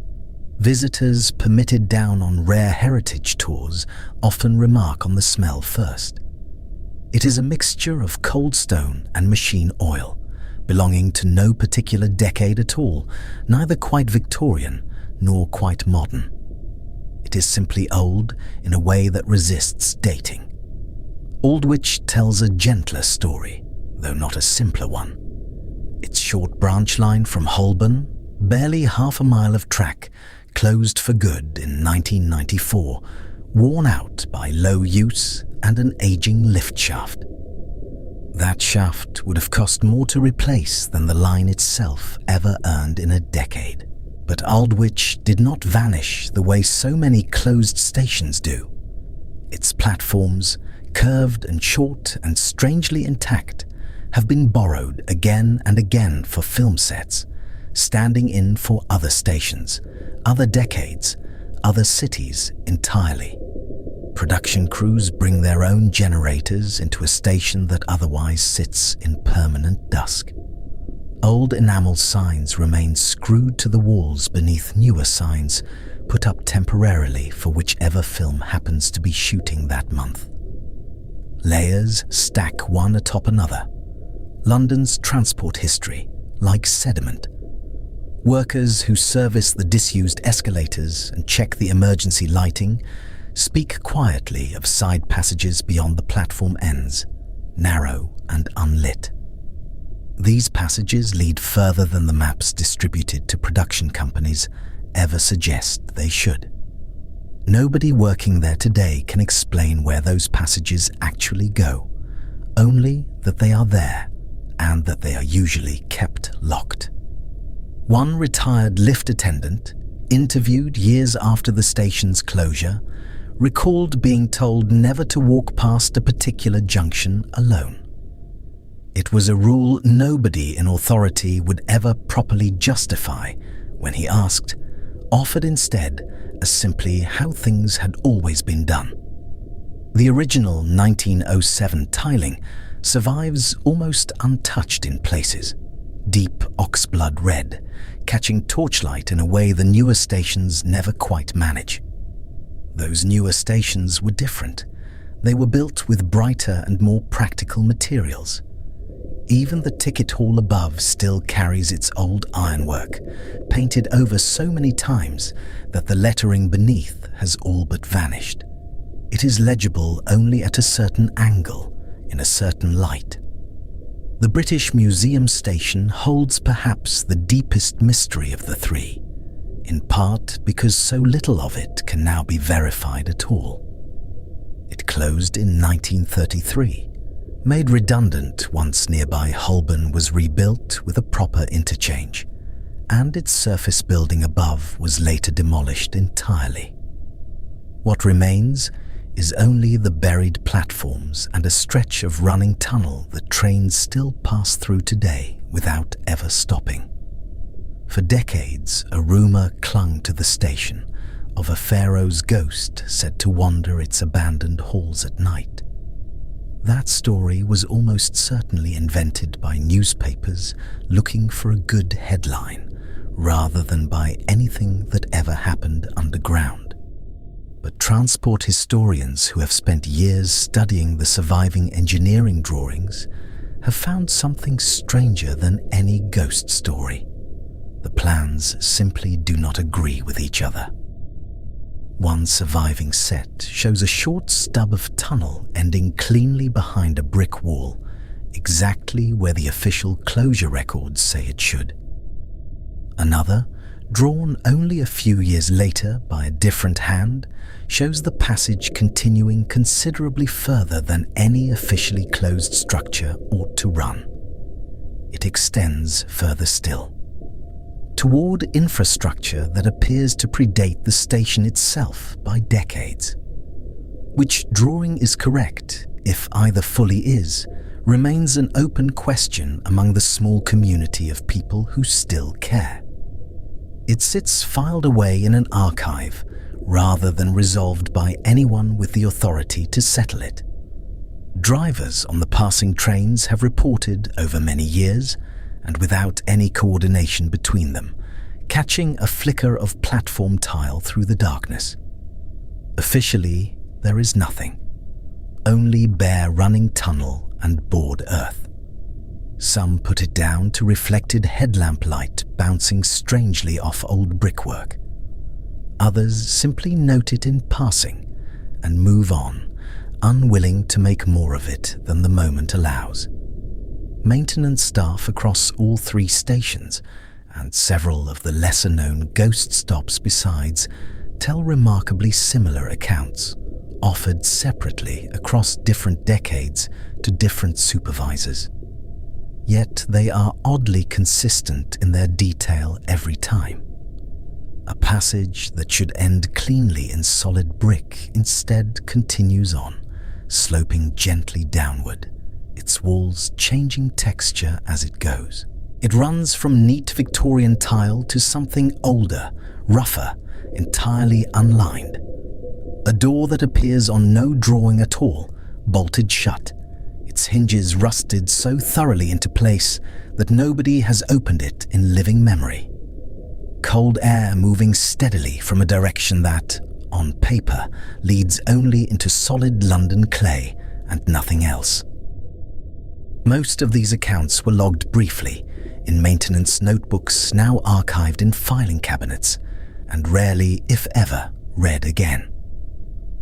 They were left uninvestigated because closing off yet another disused corridor with a fresh wall was always cheaper and safer than tracing where it truly went. One inspector's note from the 1960s was rediscovered by a researcher working through old maintenance logs. It reads that the passage beyond platform level at Down Street continues considerably further than drawing number 4 suggests. No further exploration was authorized by the department. It is a small, dry sentence written without any apparent alarm. It has never been followed up.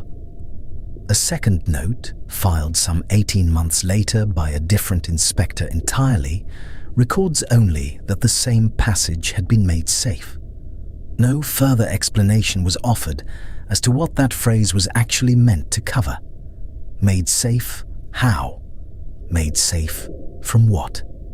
The record simply stops there, as records so often do, leaving the reader to fill the silence however they choose. Perhaps it needn't mean anything sinister at all. Ghost stations are, after all, ordinary Victorian and Edwardian engineering at heart, built in an era when tunnels were dug generously and with margin. They came complete with sidings and stores and staff passages that later maps simply stopped bothering to include once they fell out of everyday use. And yet the pattern recurs, station after station, decade after decade. Down streets' unexplained drafts, Aldwich's unmapped side passages beyond the platform ends, the British Museum's disputed second drawing. All of it points quietly and without drama towards something larger and rather older than any single closed station could fully explain on its own. It is worth remembering, too, that the deep shelters built above and around these lines during the war were never isolated works. They were not built in a vacuum, with no thought for what already existed. Engineers needed to know exactly what already lay beneath the streets before they dug fresh refuge for the frightened and the sleepless. Old, disused platforms were precisely the sort of void a wartime surveyor would have wanted. Mapped, tested, and perhaps even connected. That connection, if only briefly, would have served for emergency access between one structure and another.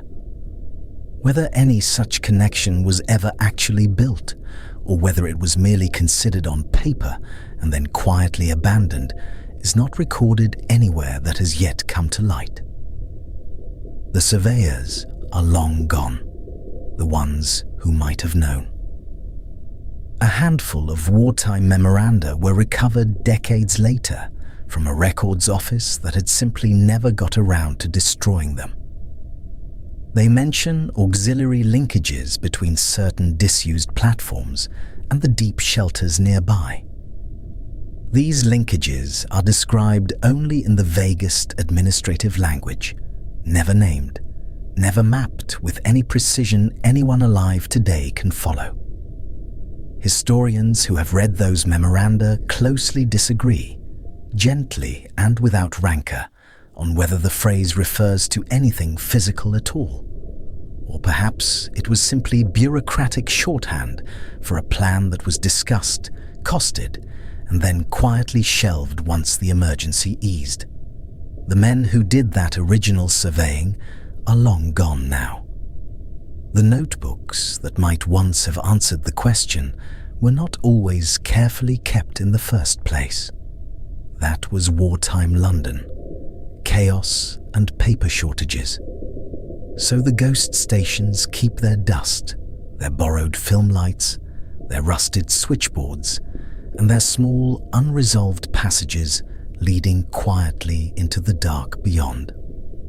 They are patient in a way that only stone and old iron can truly manage. Somewhere above them, the ordinary, unremarkable business of London continues without pause.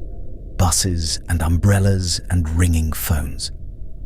All of it is entirely indifferent to what still waits, patiently and without complaint, beneath its feet.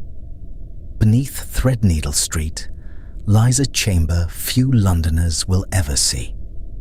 The Bank of England keeps its gold there, stacked on steel shelving in a vault carved from London clay. 9 floors down, some accounts say. Others say deeper still. The bullion sits behind doors 2 feet thick. Those doors have not been fully opened in living memory for any purpose but audit. Guards walk the vault in soft-soled shoes, moving between the racks in silence. They check locks that have not been tested in years, but must, by rule, be checked again tonight. The air is kept dry, kept cool, kept utterly silent. Even a dropped coin would sound like a gunshot in the dark. It is one of the most secured spaces in Britain, and one of the least photographed. No tourist stands above it and knows it. No plaque marks the spot where hundreds of tons of gold rest on foundations older than the bank itself. The vault was expanded across the 19th and 20th centuries.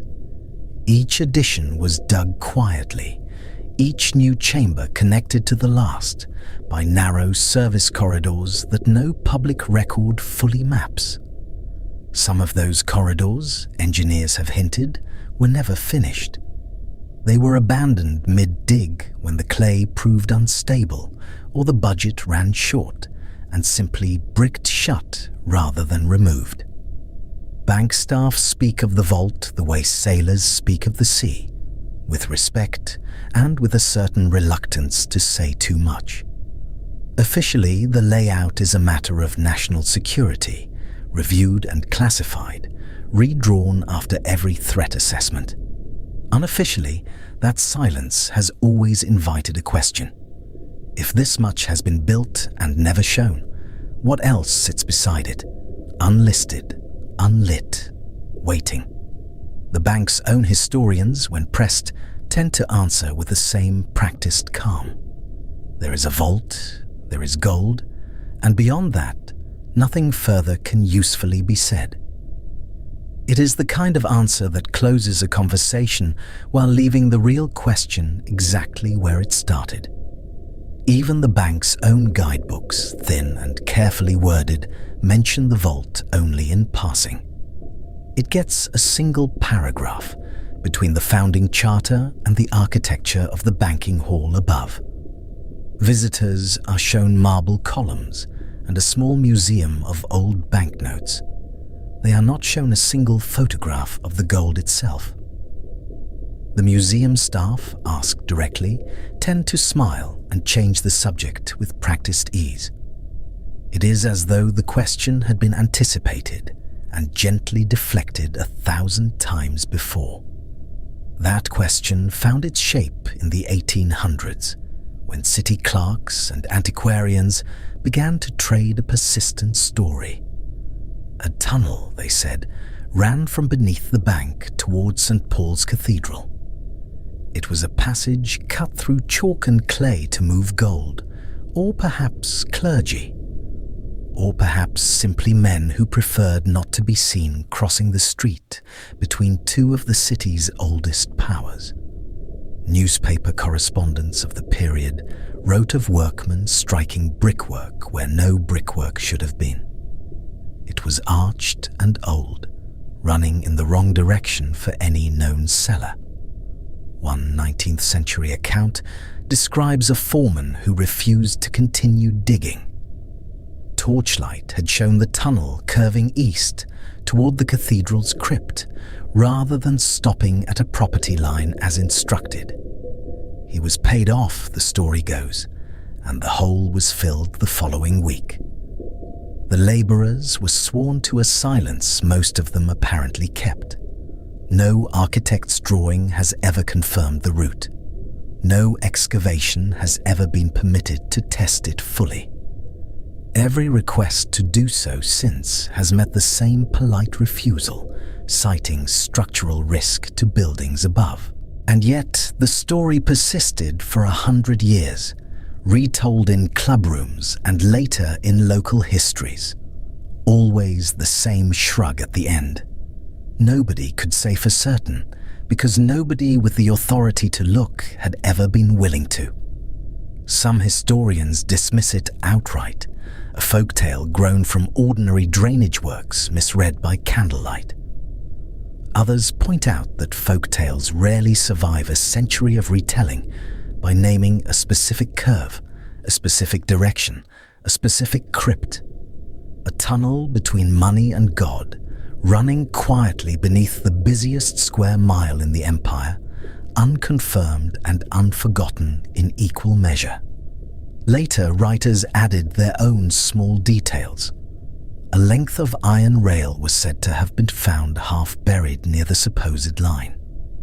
A churchwarden's diary entry noted strange vibrations felt through the crypt floor on nights when no traffic should have passed above. none of it amounts to proof. All of it, taken together, refuses to quite fade away, the way a rumor sometimes outlives every witness who first told it. Then came a war that pushed London's secrets even further from the light. During the Blitz, bombs fell close enough to shake the vault doors in their frames. Rumor turned toward the square mile itself, and toward something stranger than gold. Civil servants who worked near the bank spoke of it, decades later, and only in fragments. They described a route said to carry cabinet communications somewhere beneath the financial district. It was a corridor built or repurposed to keep messages moving when the streets above were burning and the ordinary telephone lines were cut. Nobody named it outright. Nobody drew it on a map that ever reached the public. Few of those who hinted at it were willing to say more once a recorder was switched on. But the fragments overlapped again and again with the same territory as the Kingsway telephone exchange. That was a deep and undisclosed network, already known to have carried wartime intelligence beneath Holborn, not a mile from where the gold slept. Engineers who had worked on one project sometimes mentioned, almost by accident, having crossed paths with men from the other. They met in tunnels somewhere beneath the city boundary, though neither project was meant to know the other existed. Each side had been told separately that theirs was the only such work underway. Whether these were the same tunnels wearing two names, or two separate systems that simply happened to converge in the same clay, remains unknown. It has never been settled by anyone willing to speak on the record.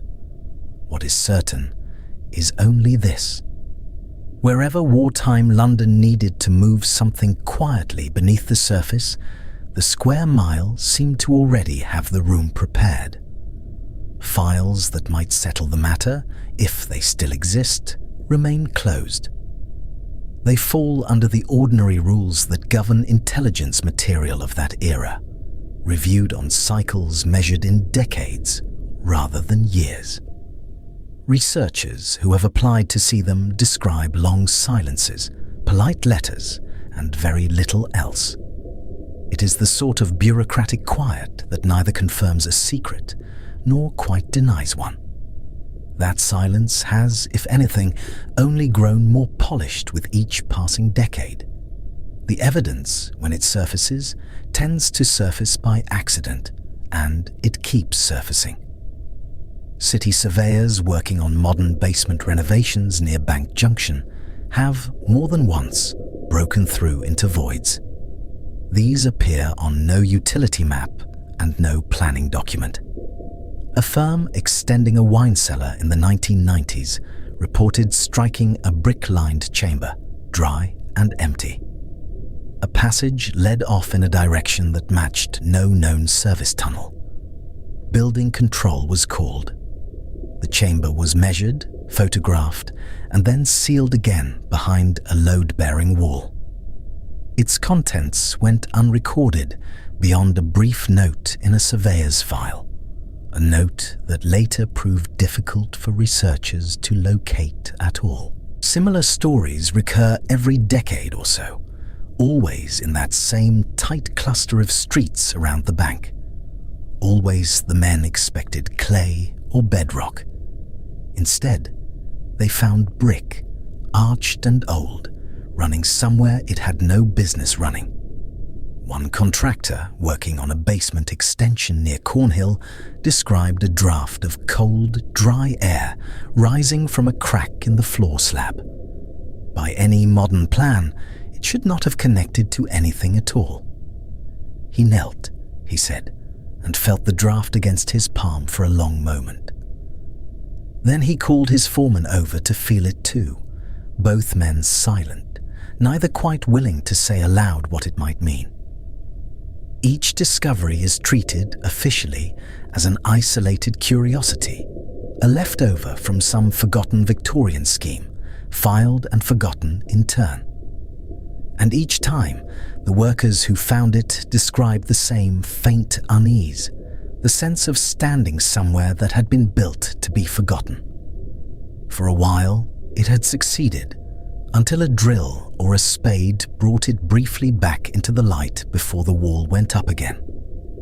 Planning officers who process these renovation applications say there is no formal process for logging such finds beyond the basic paperwork. There is no central register that a historian might later search. Each void, once resealed, effectively vanishes again. It is known only to the handful of people who happened to be standing in the room when the wall first opened.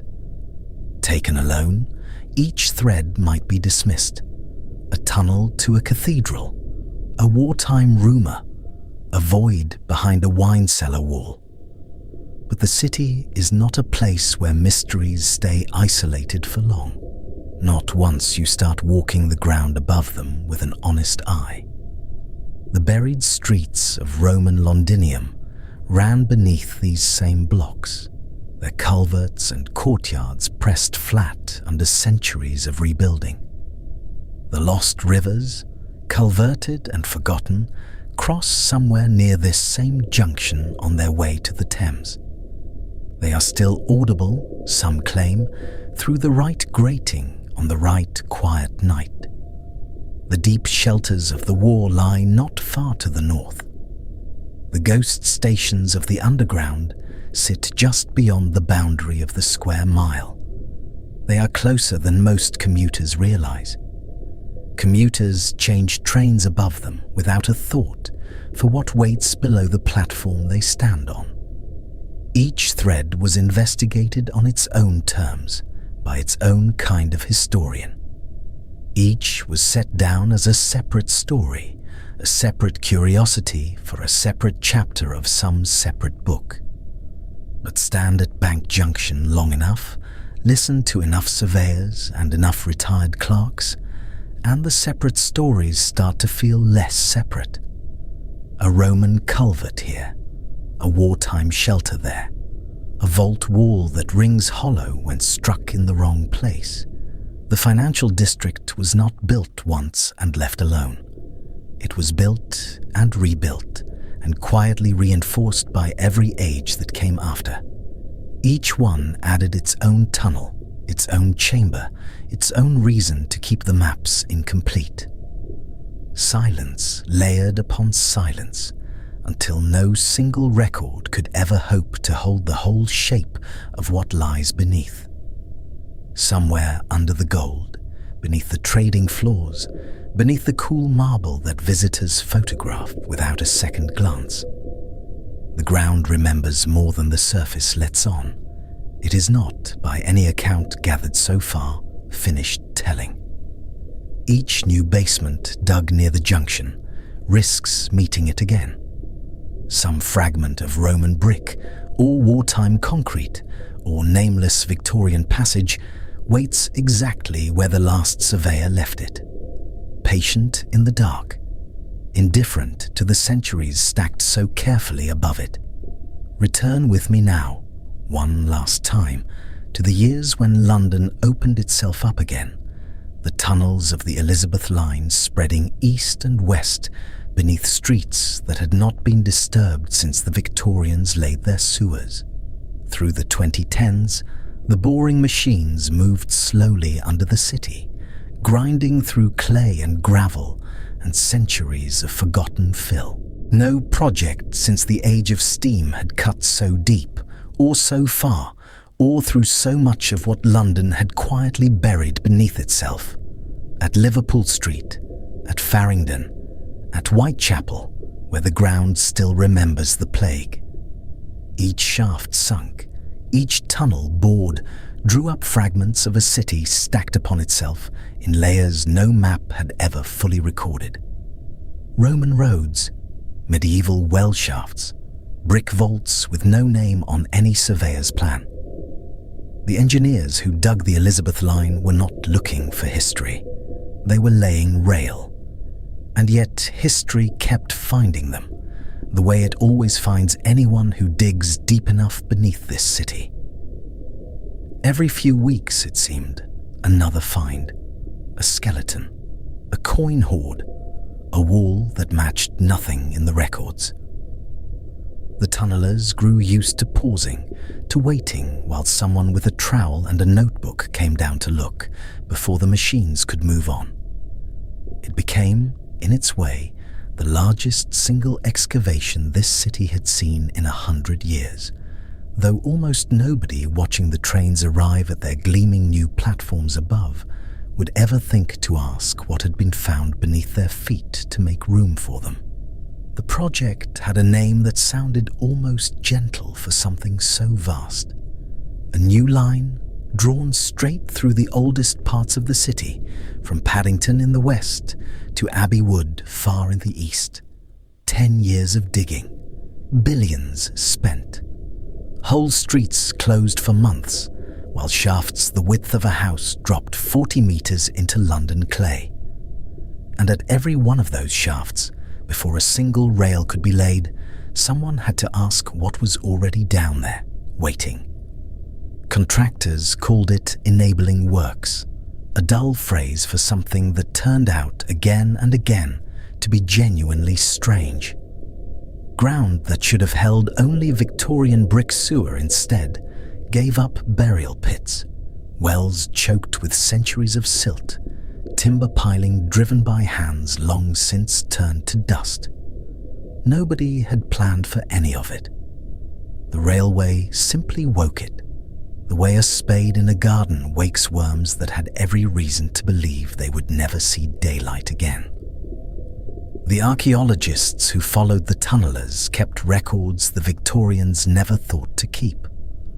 More than 10,000 finds in the end, pulled from the route of that single railway line, sorted, labelled, sent to museums and stores across the city. Bone by bone, shard by shard. Enough Roman horseshoes and medieval shoe leather and Georgian clay pipes to fill rooms that the public will likely never see. But what stayed with the archaeologists long after the finds were catalogued was not what they found. It was what they could not reach.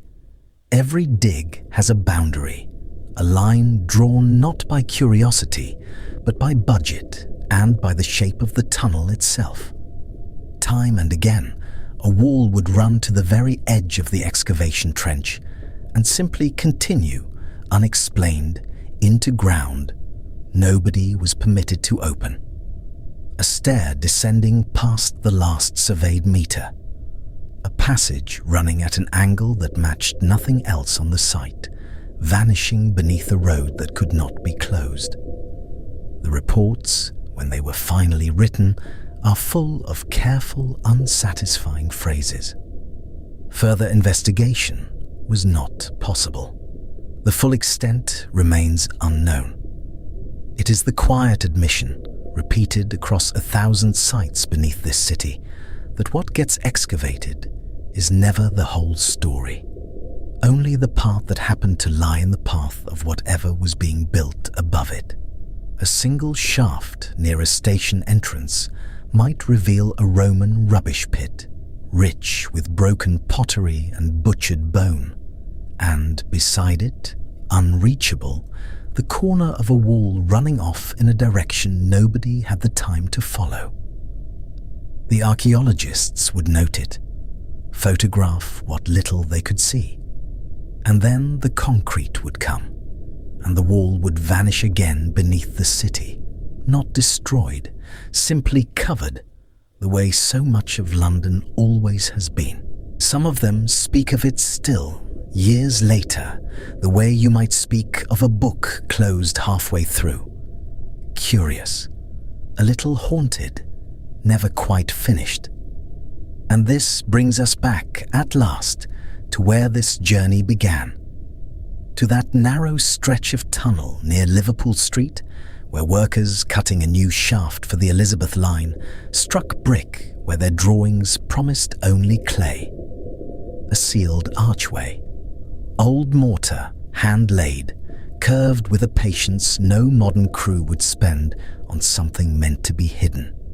No entry in the borough archive, no mark on any surveyor's plan going back 200 years. The engineers did what engineers do. They photographed it, they measured it, they noted its coordinates in a report that now sits, largely unread, in a file alongside 10,000 others. And then, because the tunnel had a schedule to keep, they built around it, sealed it further, and moved the boring machine on toward Bond Street. Nobody solved it. Nobody ever went back with the time, or the funding, or the official mandate to open that brickwork and see what lay beyond it. Was it a plague year vault, sealed to keep the dead from the living? Was it a Georgian cellar, bricked up when a street above was widened? Was it older still, a fragment of something Roman that simply never made it into any book? The honest answer, and the only answer anyone can give you, is that nobody knows. It remains, to this day, exactly as it was found, sealed, silent, waiting somewhere beneath a city that walked straight over it and never noticed. Somewhere above it now, commuters step off gleaming new trains without a glance downward, without knowing that a few meters beneath their shoes sits a question nobody has answered. The archway does not appear on any tourist map, any heritage listing, any plaque. It exists only in a report, a coordinate, a photograph filed away by people who moved on to the next shaft, the next deadline, the next stretch of clay waiting to be cut. And so, it waits still, bricked in on both sides, holding whatever it was built to hold, or to keep out, in a darkness that has not been disturbed since long before anyone alive today was born.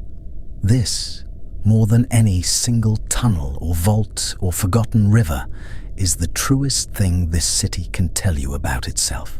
London does not have one map beneath it. It has dozens drawn in different centuries by different hands for different purposes, and none of them agree. The Romans built without knowing the Saxons would build above them. The Georgians built without knowing the Victorians would dig straight through their cellars for a sewer main. And every generation since has done the same, laying pipe and rail and cable through ground that already held someone else's forgotten walls. Engineers today will tell you, quietly, off the record, that no one will ever produce a single, complete map of what lies beneath London. There is simply too much of it, too deep, too old, too tangled with itself. Every new project, every new line, every new foundation dug for some ordinary office block still turns up something nobody expected. A wall, a well, a stair that goes nowhere anyone can explain. This is not a flaw in the record. It is the record. A city built on top of itself for 2,000 years does not yield its secrets all at once, or ever, completely. It offers them one careful trench at a time and keeps the rest to itself in the dark, exactly where it has always been. Perhaps that is simply the nature of a city this old. Rome came and went. The plague came and went. Wars came and were survived, and the streets were rebuilt on top of their own rubble, again and again, until the ground itself became a kind of book, written over so many times that whole chapters have been lost beneath the ink of the ones that followed. No single dig, however large, however careful, will ever read that book from the first page to the last. It can only ever open to wherever the shovel happens to land, and perhaps it should stay that way. A city fully mapped, fully known, fully explained in every corner might lose something quieter and harder to name than knowledge. There is a kind of comfort in mystery left standing. in knowing that beneath the pavement you cross every day, something old and unexplained might still be resting undisturbed, keeping its own counsel, in no hurry to be found. So let the sealed archway stay sealed for tonight. Let the questions rest unanswered, the way the city itself has let them rest for centuries, undisturbed beneath the ordinary business of buses and pavements and closing time. Somewhere below where you are lying now, in whatever town or city, there is very likely a wall or a stair or a door that nobody living has ever seen the other side of. That is not a frightening thought. It is, if you let it be, a strangely peaceful one. The earth keeps its own quiet company down there, patient in a way nothing above ground ever manages to be. It does not need us to solve it tonight, or any night. It only asks that we remember it is there, breathing slowly beneath the city's noise, the same way you might breathe slowly now, beneath your own blankets, as the last light fades and the questions soften into something gentler than answers. Let London keep its sealed door a little longer. Let the dark beneath the streets stay dark. And let yourself, at last, go quietly, gently, all the way down into sleep. The city above will still be there in the morning, buses moving, kettles boiling, ordinary daylight falling on ordinary streets. But underneath, nothing will have changed. The rivers will still run in their forgotten culverts. The vaults will still hold their silence. And the archway, wherever it truly is, will still be exactly as it was left, sealed, patient, entirely unbothered by how long it has to wait. Sleep well.